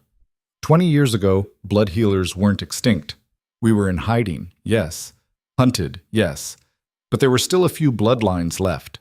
Small communities scattered across the frontier, keeping to themselves, trying to survive. I don't remember any of this, because they took it from you, ripped it out of your head and burned it away. His voice hardened. Your mother and I raised you in one of those communities, taught you how to use your power, how to control it. You were gifted, Lyra. By the time you were 10, you could stop bleeding with a thought, mend broken bones without touching them. You were going to be extraordinary. Lyra wanted to call him a liar, wanted to reject every word, but fragments were surfacing, images that didn't quite fit together. A woman with dark hair singing over a cooking fire. A man teaching her to feel heartbeats in the air. A circle of children, all of them glowing faintly as they practiced. What happened? She asked. The Pax found us. Silas's hands curled into fists. Someone betrayed our location, sold us out for territory rights or gold or whatever they thought was worth more than our lives. 3 Pax descended on us in the middle of the night. They killed everyone they could catch. And my mother? She died defending you. His voice cracked. She held them off long enough for me to get you out. But there were too many. They caught us at the border, and I had to make a choice. Lyra's chest felt tight. What choice? Let them kill you, or let them seal you. Silas met her eyes. The Alpha who led the attack, his name was Garrett Vane. He offered me a deal. If I let them lock away your power, make you forget everything, he'd let you live. They'd brand you barren, throw you into one of their packs as a nobody, and you'd spend the rest of your life thinking you were just a failed healer. Garrett Vane. The name felt familiar. Wrong, but familiar. That was the name of my pack's Alpha, because that's where they placed you. Ironwood Pack, Eastern Territories. They gave you false memories, a fake childhood, and a mark that would keep you from ever accessing your true power. Silas's voice was bitter. I watched them do it. Watched them burn away everything you were and leave you hollow. Why didn't you stop them? I tried. He pulled back his sleeve, revealing scars that ran from wrist to shoulder. Not clean wounds, but burn marks, deep and deliberate. They made sure I understood the terms. Accept the deal or watch you die. So I accepted. And then they made me leave. Told me if I ever came near you again, they'd finish what they started. Lyra's mind was reeling. So you just gave up? No, I spent 20 years gathering rogues, building strength, waiting for the seal to break. He stood, moving closer. Because that's the thing about seals, Lyra. They're not permanent. Strong emotion can crack them. Trauma, fear. And when that alpha died in your cabin, when you felt his blood under your hands, the seal broke. Not completely, but enough. Enough to let a fraction of your power through, enough to create that bond. Silas smiled, but there was no warmth in it. And enough to let me find you. Lyra's hand went to her wrist, to the brand that marked her as barren. This was never real. I was never broken. You were never anything but perfect. They just convinced you otherwise. The truth of it hit her like a wave. All those years of shame, of believing she was worthless, of accepting that her own pack had been right to throw her away, it had all been a lie. She'd been powerful, dangerous, and they'd crippled her to protect themselves. I'm going to kill them, she said quietly. Get in line. Silas put a hand on her shoulder. But first, you need to finish what they started. Break the seal completely. Take back what's yours. How? Come with me. I have people who can help. Healers who know the old ways, who can undo what was done to you. His grip tightened. But we need to move fast. Ironclaw knows what you are now. They'll either try to kill you or lock you away again. Either way, you're not safe there. Lyra thought of Darius, of the way she'd left him on the council floor, paralyzed and betrayed, of the look in his eyes when he'd said she was worth everything. I bonded with their alpha. I know. I felt it when it happened. That's how I knew the seal was breaking. Silas's expression softened. I'm sorry, Lyra. I know bonds aren't easy to walk away from, but he's one of them. One of the wolves who benefits from keeping blood healers extinct. You can't trust him. He protected me, stood up to his whole council for me. Because the bond forced him to. It's not real. It feels real. Feelings lie. Silas stepped back. I'm not going to force you. You're not a child anymore. But you need to decide. Come with me and reclaim your power, or go back to Ironclaw and let them finish destroying you. It should have been an easy choice. Go with her father, learn the truth, become what she was meant to be. But nothing about this felt right. If you're my father, Lyra said slowly, why did you threaten Ironclaw? Why demand they hand me over? Because I knew they wouldn't. I knew their alpha would refuse, and the council would panic. Silas smiled. I needed to force their hand, make them reveal what you are in front of the whole pack. Once they knew, once they feared you, there'd be no going back. You'd have to leave. You manipulated me. I freed you. His voice was patient, like he was explaining something to a child. Everything I did to save you from them. By threatening to kill 300 people? Empty threat. I wouldn't have attacked. He gestured to the rogues. These wolves follow me because I offer them something the packs don't. Freedom. I'm not going to waste their lives on a pointless battle. Lyra wanted to believe him, wanted to trust that this man, her father, had her best interests at heart. But something felt off. Prove it, she said. Prove what? That you're my father. That any of this is real. She crossed her arms. Because right now, all I have is your word, and I don't know you. Silas studied her for a long moment. Then he nodded. Fair enough. He closed his eyes, and the air around him shifted. Lyra felt it immediately, a surge of power, controlled and deliberate. When he opened his eyes again, they were glowing gold. Watch, he said. He raised his hand, and one of the rogues, a smaller wolf near the edge of the circle, suddenly gasped. Its legs buckled, and it hit the ground hard. I'm holding its heart, Silas said calmly, not stopping it, just pausing it. Feel the difference. Lyra reached out with her own power, and she could sense it. The rogue's heartbeat suspended mid-pulse, caught between one moment and the next. Now you try, Silas said, on a different one. I don't want to hurt them. You won't. Not if you do it right. He gestured to another rogue. Just like I showed you. Find the rhythm, then pause it. Lyra hesitated. Then she focused on the second rogue, reaching out with that terrible warmth inside her. She found its heartbeat, strong, steady, and tried to do what Silas had done. The rogue collapsed. Too hard, Silas said. You stopped it completely. Try again, but gentler. It took 3 more attempts before Lyra managed to pause a heartbeat without stopping it. When she finally succeeded, the relief was overwhelming. Good, Silas said, releasing his own hold. Both rogues got back to their feet, shaken but alive. You're learning. With practice, you'll be able to do so much more. Like what? Transfer pain from one body to another. Slow regeneration. Turn someone's own blood against them. He smiled. Blood healers weren't just healers, Lyra. We were warriors, guardians. We kept the balance. By killing people? By protecting our own. His expression hardened. The packs hunted us because they feared what we could do. Because we were the only thing powerful enough to challenge their precious alphas. They wanted a world where strength meant claws and fangs, not the ability to stop a heart with a thought. Lyra looked at the rogues, at their scars, their wary eyes. They weren't monsters. They were survivors. Just like her. If I come with you, she said carefully, what happens to Ironclaw? Nothing. We leave them alone and they leave us alone. And Darius? Silas's jaw tightened. The bond will fade once the seal is broken. You'll be free of him.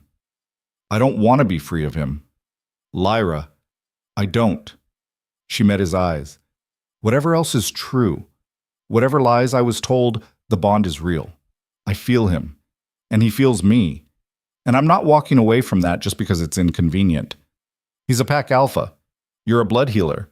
That combination will get you both killed. Maybe, but that's my choice to make, not yours. Silas stared at her, conflict clear on his face. Finally, he sighed. You're as stubborn as your mother was.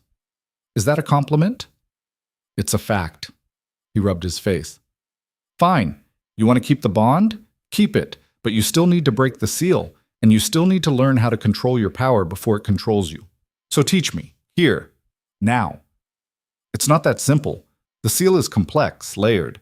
It'll take days to undo properly. Then we have a problem, because I'm not leaving Darius to face his council alone. Lyra's voice was firm. He stood up for me. Risked everything. I owe him the same. You don't owe him anything. Yes, I do. They stared at each other, neither backing down. Finally, Silas shook his head. You really care about him. Yes. Even though you barely know him? The bond knows him, and that's enough. Silas was quiet for a long moment. Then, there might be another way. I'm listening. I can't break the seal quickly, but I can crack it further. Open it enough for you to access more of your power. He held up a hand. It'll hurt, and it won't be complete, but it'll give you what you need to protect yourself. How long? An hour, maybe 2. Lyra glanced at the sun. It was barely past mid-morning.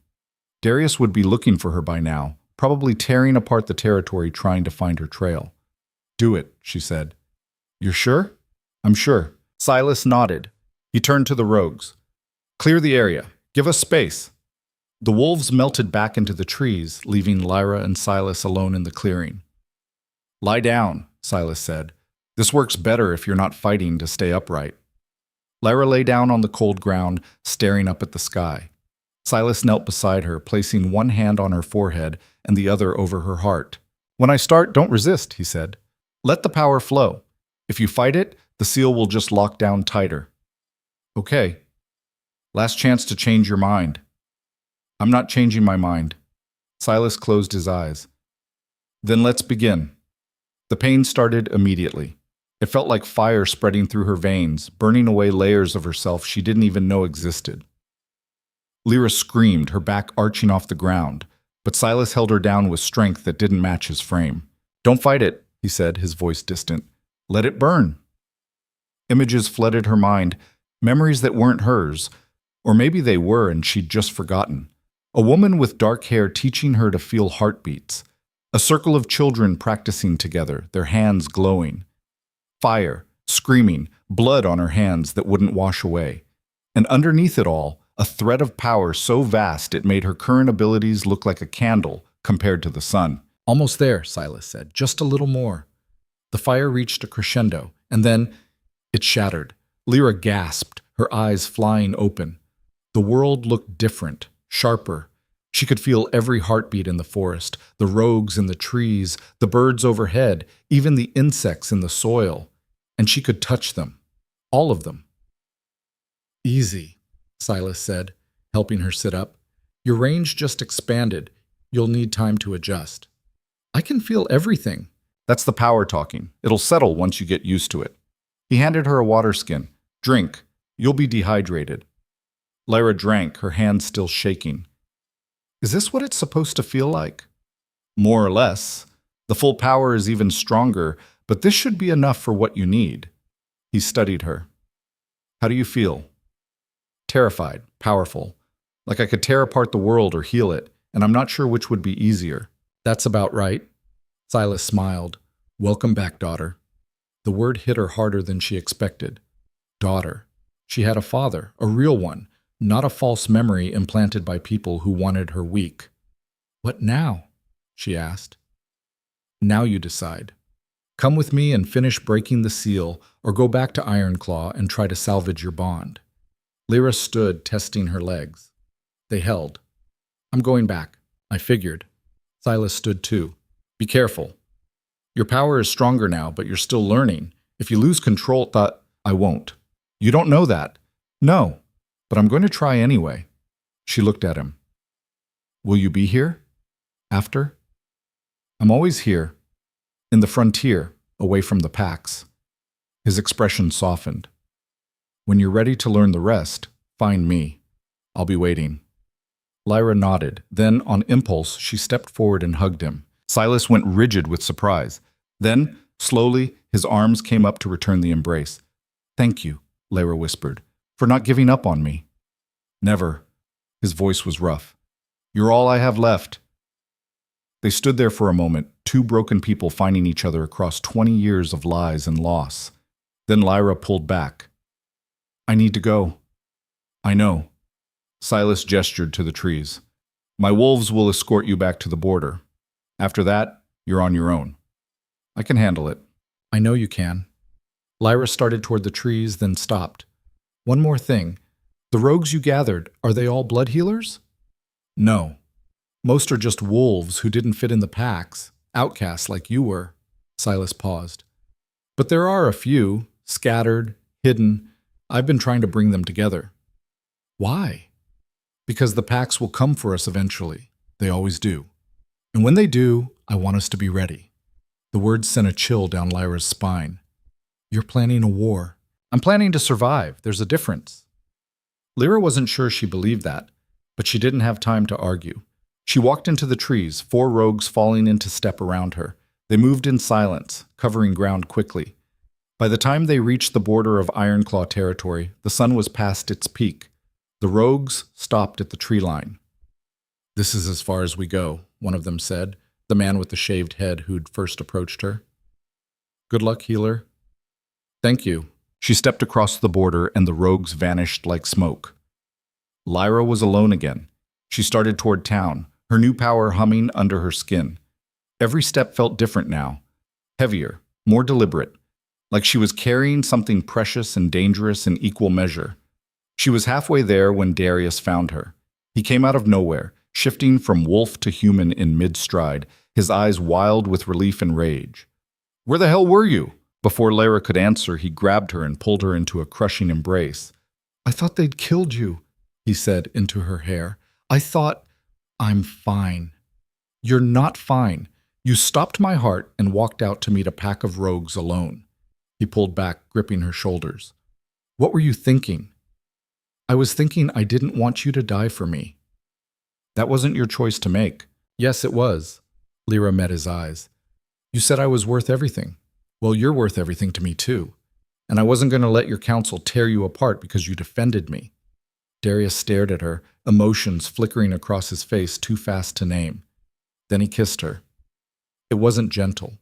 It was desperate, fierce, all the fear and anger and relief he'd been holding spilling out at once. Lyra kissed him back just as hard, her hands fisting in his shirt. When they finally broke apart, both breathing hard, Darius rested his forehead against hers. Don't ever do that again, he said.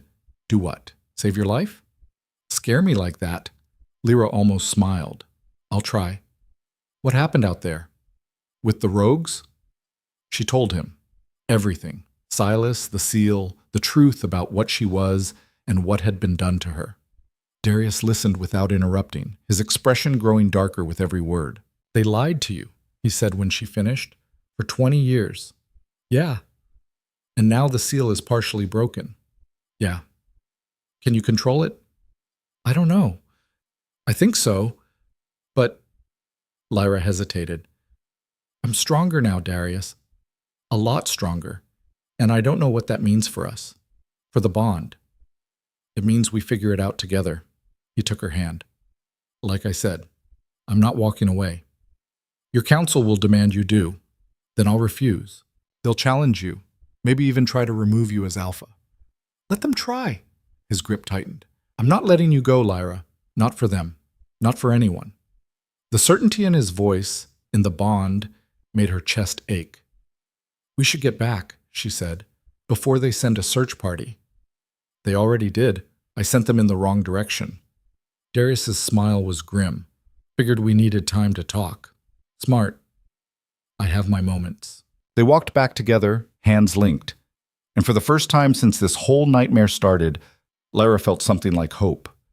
The town was in chaos when they arrived. Wolves running everywhere, voices shouting orders, the sharp smell of fear hanging in the air. Rook intercepted them at the gates. Thank the moon you're back. The council is losing their minds.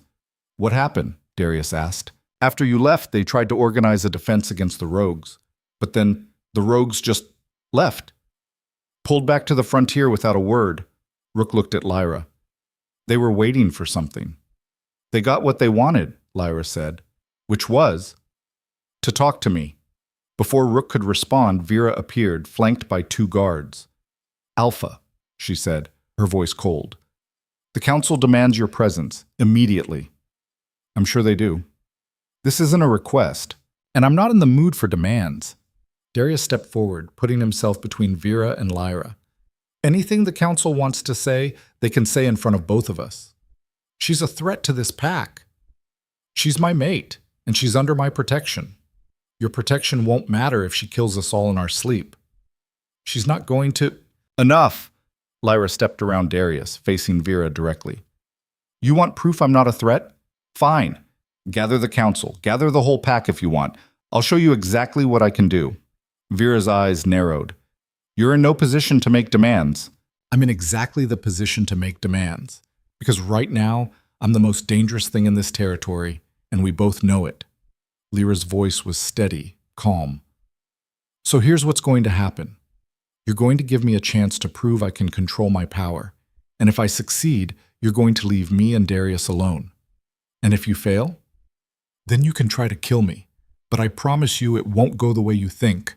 The threat hung in the air, sharp and clear. Vera studied her for a long moment. Then she nodded. 1 hour, council hall. And if you lose control, I won't. You better hope you're right. Vera turned and left, her guards following. Darius looked at Lyra. You sure about this? No, but it's the only way forward. If something goes wrong, then you stop me, whatever it takes. She touched his face. Promise me. Lyra. Promise me, Darius. Closed his eyes. I promise. 1 hour later, Lyra stood in the center of the council hall, surrounded by hundreds of wolves. The council sat on their platform, watching. Darius stood to the side, his posture tense, and in the crowd, faces ranged from hostile to terrified to curious. You wanted a demonstration, Lyra said, her voice carrying through the hall. Here it is. She closed her eyes and reached out with her power. Every heartbeat in the room lit up in her mind like stars. Hundreds of them, all pulsing at different rhythms. She could feel their fear, their anger, their hope, and she could touch them all. Slowly, carefully, she found one heartbeat, a young wolf near the back, healthy and strong. She touched it, not to harm, just to connect. The wolf gasped. I'm not hurting you, Lyra said aloud, just showing you what I can do. She made his heart beat faster, then slower, then back to normal. The whole time, she kept her touch gentle, controlled. Then she released him. Anyone else want to volunteer? She asked. Silence. No? Then how about this? Lyra opened her eyes. I'm going to touch everyone in this room at once. Just a pulse. Proof that I can and proof that I won't. Don't, Vera started, but Lyra was already doing it. She sent a gentle wave of power through the room, touching every heartbeat simultaneously, not stopping them, not changing them, just acknowledging them. Every wolf in the hall felt it.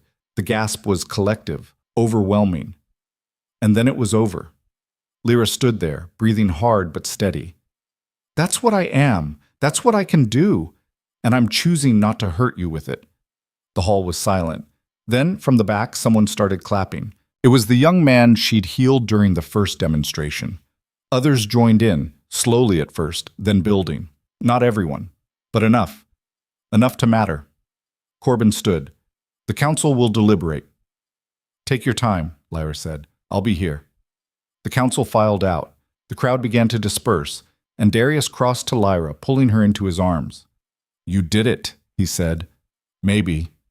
She leaned into him, exhausted. Or maybe I just delayed the inevitable. Either way, you bought us time. Time for what? To figure out what comes next. Lyra closed her eyes, feeling his heartbeat against hers through the bond. Whatever came next, they'd face it together. And for now, that was enough. The council deliberated for 3 hours. Lyra spent that time in a small room off the main hall, Darius beside her, neither of them speaking much. What was there to say? They'd laid everything bare, shown the pack exactly what she was, what she could do. Now it was up to the council to decide if that made her an asset or a liability. Through the bond, she could feel Darius's tension, the way his mind kept circling back to worst-case scenarios, planning escapes, calculating odds. Stop it, she said finally. Stop what? Planning how to get me out if they vote to kill me. He didn't deny it. If they make that call, we run. Tonight, I've got supplies cached at 3 different locations outside town. You've been planning this. Since the moment we crossed the border, he looked at her. I told you, I'm not letting them take you. Even if it means losing everything you've built here? Everything I've built means nothing if you're not in it. The words should have made her feel better. Instead, they made her chest ache, because she knew what he was offering to give up, his pack, his position, his whole life, and she wasn't sure she was worth that sacrifice. You deserve better than this, she said quietly. I deserve you. Everything else is negotiable. Before she could respond, the door opened. Rook stood there, his expression unreadable. They're ready, he said. Lyra stood, her legs steadier than she expected. Darius took her hand, and together they walked back into the hall. The crowd had grown. Word must have spread because now it seemed like every wolf in the territory had packed into the building. They lined the walls, filled the balconies, stood shoulder to shoulder in the aisles, all of them watching. The council sat on their platform, their faces giving nothing away. Corbin stood as Lyra and Darius approached. Lyra Vane, he said, his voice formal. The council has reached a decision regarding your status within Ironclaw territory. Lyra's heart was trying to break through her ribs. I'm listening. Your demonstration proved you have significant control over your abilities, more than we initially believed possible. Corbin paused. However, it also proved you represent a level of power this pack has never encountered. Power that, in the wrong hands, or in a moment of lost control, could devastate us. I'm not going to lose control. You can't guarantee that. No one can. Corbin looked at the other council members, then back at her. Which is why we're implementing conditions. What kind of conditions? Darius asked, his voice hard. First, Lyra will submit to regular evaluations. Once a week, she'll demonstrate her control to a council-appointed observer.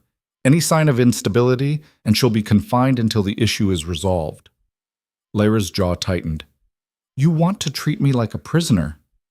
We want to ensure the safety of 300 wolves, Vera said, including you. What else? Darius asked. Second, Lyra will train with our healers. Learn proper techniques, proper restraint, no more self-taught experimentation. That one actually made sense. Lyra nodded slowly. Third, Corbin continued, Lyra will not leave Ironclaw territory without council permission and an armed escort. We can't risk other packs discovering what she is and trying to use her as a weapon. So I'm a prisoner, Lyra said flatly. You're protected. There's a difference. Is there? Corbin's expression softened slightly. I know these terms seem harsh, but Consider the alternative. Half the council wanted you executed or exiled. This is the compromise that keeps you alive and gives you a chance to prove yourself. Lyra looked at Darius. Through the bond, she felt his conflict. He hated these conditions, wanted to fight them, but he also understood they were the best they were going to get. And if I refuse, she asked, then you leave Ironclaw territory. Tonight. And you never come back. Corbin's voice was quiet, which means Darius will have to choose between his pack and his mate. The ultimatum hung in the air, ugly and inevitable. Don't make him choose, Lyra said. That's not fair. None of this is fair. Corbin sat back down. But it's the reality we're working with, so what's your answer? Lyra looked around the hall, at the wolves watching her with fear, curiosity, hope. At Rook, standing near the door, his expression carefully neutral. At the council, waiting for her decision. And finally, at Darius. He was looking at her like she was the only person in the room, like whatever she chose, he'd stand beside her. She'd spent 3 years in the frontier learning how to survive alone, learning that depending on anyone was a liability, that trust was a weakness that got you killed. But maybe she'd been wrong about that. Maybe survival wasn't about being alone. Maybe it was about finding people worth surviving for. I accept your conditions, she said. Marcus, who'd been silent until now, leaned forward. Just like that? Just like that. Lyra met his eyes. But I have conditions of my own. You're not in a position to negotiate, Vera said. Yes, I am. Because you need me more than I need you. Careful, girl. I'm not a girl. I'm a blood healer. And whether you want to admit it or not, I'm the most valuable asset this pack has. Lyra's voice was steady, certain. So here's what's going to happen. I'll submit to your evaluations. I'll train with your healers. I'll stay in your territory. But in return, you treat me like a member of this pack. Not a prisoner, not a weapon, a person. That's already implied. Is it? Because the way you're talking, it sounds like you want to lock me in a cage and only let me out when you need something healed. Lyra took a step forward. I'm offering you a partnership. My skills, my power, my loyalty in exchange for respect and autonomy. Take it or leave it. The council members exchanged glances. And if we refuse, Corbin asked, then I walk, and you lose the only blood healer who's willing to work with a pack instead of against it. Lyra gestured to the crowd. How many of you have injuries that won't heal right? Old wounds that ache in the cold? I can fix those. How many of you have family members who are sick, dying? I can help them, but only if you're willing to see me as something other than a threat. She was gambling, betting that their fear was outweighed by their need. The silence stretched. Then Corbin stood. The council will take a brief recess to discuss these terms. They filed out again. This time, the crowd didn't disperse. Everyone stayed waiting. Darius pulled Lyra aside. That was a hell of a speech. Was it stupid? Probably, but it was also brilliant. He smiled. You didn't just ask for acceptance. You made them realize what they'd be giving up if they said no. Think it'll work? I don't know, but I'm proud of you either way. The bond pulsed with warmth, and Lyra let herself lean into it. Into him. Whatever happened next, at least she wasn't facing it alone. The council returned faster this time. Corbin's expression was neutral, but Lyra thought she saw something like approval in his eyes. We've discussed your terms, he said, and we accept them. With one addition. What addition? You'll work directly with our senior healer, Elder Mira. She's trained every healer in this pack for the past 30 years. If anyone can help you refine your control, it's her. Lyra had expected another restriction, another chain. This actually sounded helpful. Okay, she said. When do I start? Tomorrow morning. For now, you're dismissed. Corbin looked at the crowd. This assembly is over. Everyone back to your duties. The crowd began to disperse, though Lyra felt their eyes on her as she and Darius walked out. Outside, the sun was setting, painting the sky in shades of orange and red. The town looked different now, less like a prison, more like a possibility. Where are we going?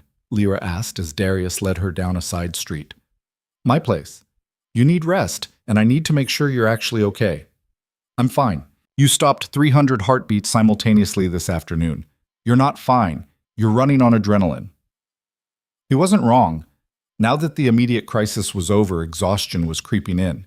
Her hands were shaking again, and her head felt stuffed with cotton. Darius's house was larger than she expected, 2 stories, stone and wood, with a small garden out front.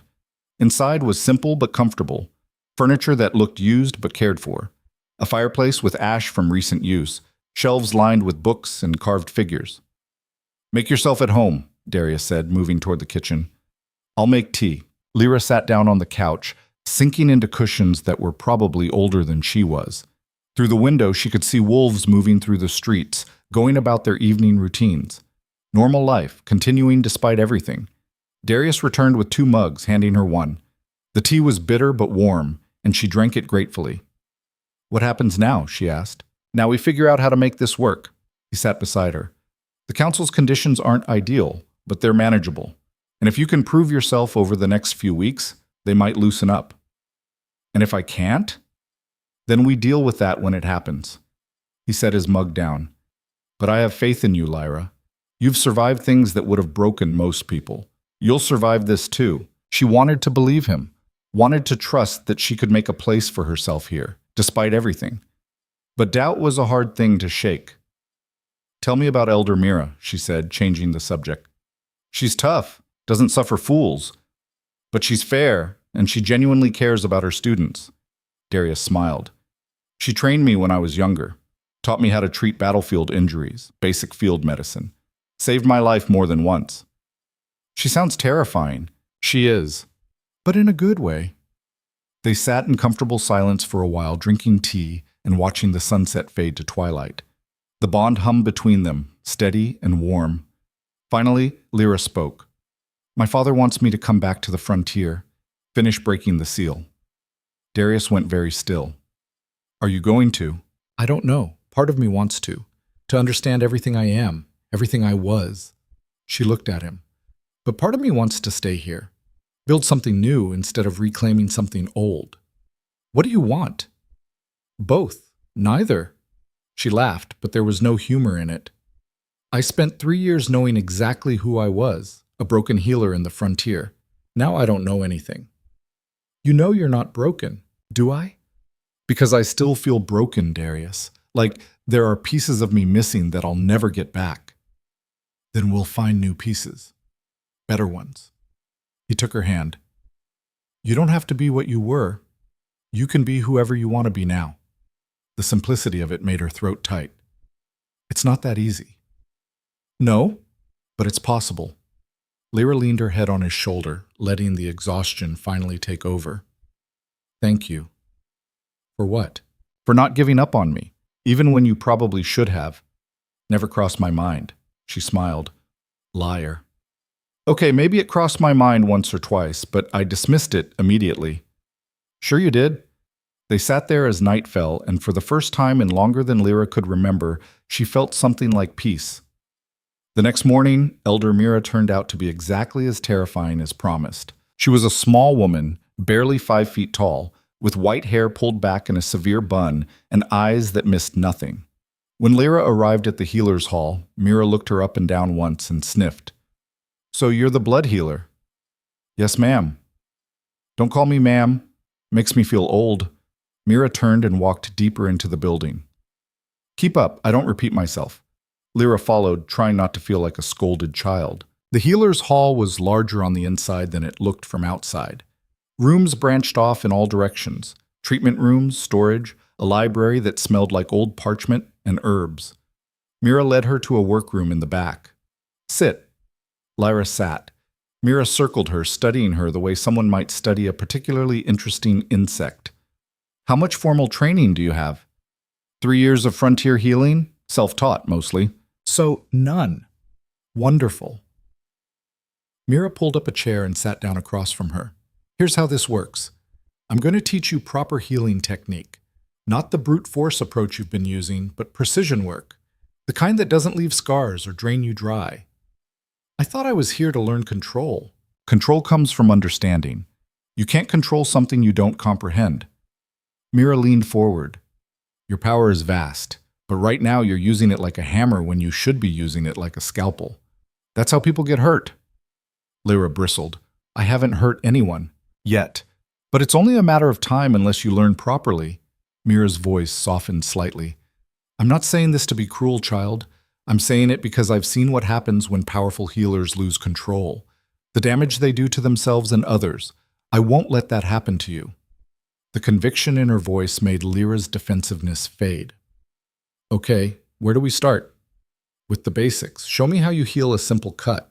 Mira produced a knife and before Lyra could react, sliced her own palm. Blood welled up immediately. Your turn, Mira said, holding out her hand. Lyra took it, focusing. The warmth came easily now, and she pushed it into the wound. The cut began to close. Stop, Mira said. Lyra pulled back. The cut was half healed. The bleeding stopped, but the skin still raw.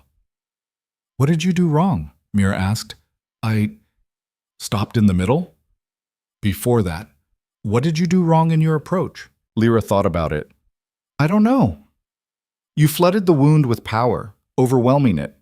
That works, yes, but it's inefficient and exhausting. Watch. Mira took Lyra's hand and placed it back on her palm. Feel the wound, really feel it. The torn skin, the damaged tissue, the blood trying to clot. Now, instead of flooding it, guide it. Coax the cells back together. Let them do the work themselves. Lyra tried. It was harder than she expected, like trying to thread a needle in the dark. But slowly, carefully, she felt the difference. Instead of forcing the healing, she was facilitating it. The cut closed, clean, no scar. Better, Mira said. Now do it again. They spent the next 4 hours on basic healing. Cuts, bruises, small burns. Each time Mira would injure herself and have Lyra fix it. Each time Lyra got a little better at that delicate touch, that precision. By the time they finished, Lyra was exhausted but exhilarated. She'd learned more in 4 hours than she had in 3 years of trial and error. You're a natural, Mira said as they cleaned up. Raw, untrained, but talented. With proper instruction, you'll be extraordinary. Thank you. Don't thank me yet. We've barely scratched the surface. Mira fixed her with a stern look. This blood healer ability of yours, the stopping hearts, the controlling life force, that's not something I can teach you. That's something you'll have to master on your own. I know, but I can teach you discipline, restraint, how to use the minimum amount of power necessary instead of throwing everything at a problem. Mira's voice softened. That's what will keep you safe. Not raw power, but the wisdom to use it carefully. Lyra nodded, absorbing the lesson. Now go, rest. We'll continue tomorrow. Mira turned back to her supplies. And Lyra, welcome to Ironclaw. The simple words hit harder than they should have. Lyra blinked back sudden tears. Thank you, she managed. She left the healer's hall feeling lighter than she had in days. The weeks that followed fell into a routine. Mornings with Mira, learning healing techniques and control. Afternoons helping in the healer's hall, treating minor injuries and illnesses. Evenings with Darius, talking and training and slowly building something that felt almost like a life. The weekly evaluations were tense at first. Marcus always watched her like he was waiting for her to snap. But Lyra passed each one, demonstrating her control, her precision, her growing skill. And slowly, the pack began to change how they looked at her. It started small. A mother bringing her sick child and asking Lyra specifically. A hunter with an old injury that wouldn't heal right. Grateful when Lyra fixed it in minutes. Word spread. Soon, wolves were seeking her out, trusting her with their hurts. She was becoming part of the pack. Not through force or fear, but through service. 2 months after the council's decision, Lyra was treating a young girl who'd broken her arm when Vera walked in. Elder, Lyra said, not stopping her work. What can I do for you? I came to observe. Vera watched as Lyra coaxed the bone back into alignment, fusing it properly. The girl didn't even cry. Lyra had numbed the pain first. All done, Lyra said, ruffling the girl's hair. No climbing trees for a few days, okay? Okay, the girl said, then ran off. Vera stepped forward. That was impressive. It was a simple break. I'm not talking about the healing, I'm talking about your bedside manner, the way you made her feel safe. Vera's expression was thoughtful. I misjudged you, Lyra Vane. I thought you were dangerous, and you are. But you're also kind. That's rare. Lyra didn't know what to say to that. The council is voting next week on whether to lift some of your restrictions, Vera continued. I'll be voting in your favor. Thank you. Don't thank me, you earned it. Vera turned to leave, then paused. For what it's worth, I'm glad you stayed. The pack is better with you in it. She left before Lyra could respond. That evening, Lyra told Darius about the conversation. You did it, he said, pulling her close. You won them over. Not all of them. Marcus still hates me. Marcus hates everyone. Don't take it personally. Darius kissed her forehead. But the others are coming around. They see what I've seen from the beginning, that you're not a threat. You're a gift. I wouldn't go that far. I would. And I'll keep saying it until you believe it. Lyra smiled against his chest. The bond pulsed with warmth and affection and something deeper. Something that felt almost like love. 3 months in, Silas returned. Lyra was gathering herbs near the border when she felt him, that familiar presence, blood calling to blood. She turned and found him standing at the edge of the trees, flanked by 2 rogues. Hello, daughter, he said. Father! Lyra walked toward him, aware of the Ironclaw patrol watching from a distance. What are you doing here? Checking on you, making sure you're safe. His eyes scanned her, taking in the new clothes, the healthy color in her cheeks. You look good. Happy. I am. I'm glad. But he didn't sound glad. He sounded sad. Have you thought about finishing what we started? Breaking the seal completely? I have. And I'm not ready yet. Lyra met his eyes. I'm still learning who I am with this much power. Adding more right now would be reckless. Or it would make you unstoppable. I don't want to be unstoppable. I just want to be myself. Silas studied her for a long moment. Then he nodded. You've changed. Is that bad? No, it's just different. He glanced toward the town. This place is good for you. That alpha of yours. He treats you well. Yes? And the pack? They're learning. We all are. Lyra paused. You could come in. Meet them properly. You're my father. They'd... No. Silas's voice was firm. I'm a rogue alpha, Lyra. Walking into pack territory would be seen as a threat. I won't risk that. Then what happens now? Now I go back to the frontier. Keep building what I'm building. He stepped forward and hugged her. But know that I'm here if you need me. Always. I know. He pulled back, looking at her with something like pride. You're stronger than I ever was. Your mother would be proud. I wish I could remember her. Maybe that's a blessing. Some memories are too painful to carry. He turned to leave, then stopped. One more thing. The packs are starting to talk. About you. About what you represent. Be careful. Not everyone will be as accepting as Ironclaw. I will. She watched him disappear into the trees, feeling the loss like a physical ache. But she didn't follow. Because as much as she loved her father, as much as she wanted to know everything about her past, this was her present. Her choice. And she was choosing to stay. 6 months after arriving in Ironclaw territory, the council called another full assembly. Lyra walked into the hall with Darius, her heart calm. Whatever they decided, she could handle it. Corbin stood. Lyra Vane, over the past 6 months, you've more than proven yourself to this pack. You've healed injuries, saved lives, and shown remarkable control over your abilities. Thank you, Elder. Therefore, the council has voted unanimously to lift all restrictions on your movement. You're free to come and go as you please, with the understanding that you remain a member of this pack and answer to its laws. Lyra felt Darius's joy through the bond before she felt her own. I understand. Furthermore, Corbin continued, we're offering you an official position. Pack Healer. You'll work alongside Elder Mira, treating the pack and training the next generation, if you accept. Lyra looked at Mira, who was standing off to the side. The old woman nodded, a small smile on her face. I accept, Lyra said. The hall erupted in applause. Not everyone, Marcus still looked sour, but most of them. Wolves she'd treated, wolves she'd trained with, wolves who'd learned to see her as one of them. As the crowd dispersed, wolves came up to congratulate her, to welcome her properly. And Lyra realized something. She wasn't an outcast anymore. She wasn't broken. She was home. That night, Darius took her to the edge of the territory, to a cliff that overlooked the valley. The moon was full, painting everything in silver light. I have something for you, he said. He pulled a small box from his pocket and opened it. Inside was a pendant, a wolf carved from dark stone, its eyes set with amber. It's beautiful, Lyra breathed. It's a pack symbol, usually given to wolves who've proven themselves in battle. He fastened it around her neck.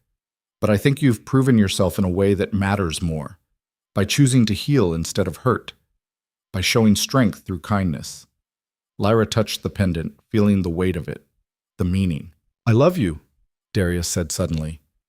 I know the bond complicates things, makes it hard to tell what's real and what's forced, but I need you to know this is real. What I feel for you is real. I know. Lyra turned to face him. Because I feel it too, and it's not the bond, it's just us. He kissed her, soft and sweet and full of promise. And standing there under the moon, Lyra finally understood what Mira had been teaching her all along. Power wasn't about how much force you could exert. It was about what you chose to do with it. She could have used her abilities to dominate, to inspire fear, to make everyone around her submit. Instead, she'd chosen to heal, to help, to build instead of destroy. And that choice had given her something more valuable than raw power could ever provide. It had given her a place to belong. 3 years ago, she'd been cast out as worthless, broken. A woman who couldn't bear children and therefore had no value. Now she was a blood healer, a pack member, a partner to an alpha who saw her as an equal.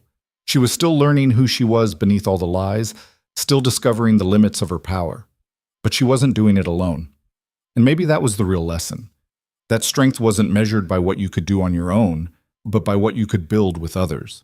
The wolves were watching again, she realized, but this time they weren't guarding her or studying her or waiting for her to remember. They were following her. Because somewhere along the way, without meaning to, Lyra had become something the packs had spent centuries trying to prevent. Not a weapon, not a threat, a leader. And the world that had once called her worthless was already beginning to reshape itself around her existence. Not because she demanded it, but because she'd proven that true power came from choosing when not to use it. She took Darius's hand, and together they stood at the edge of the cliff, looking out at the territory spread below them. Their territory, their home. And whatever came next, whatever challenges, whatever threats, they would face it the same way they'd faced everything else. Together.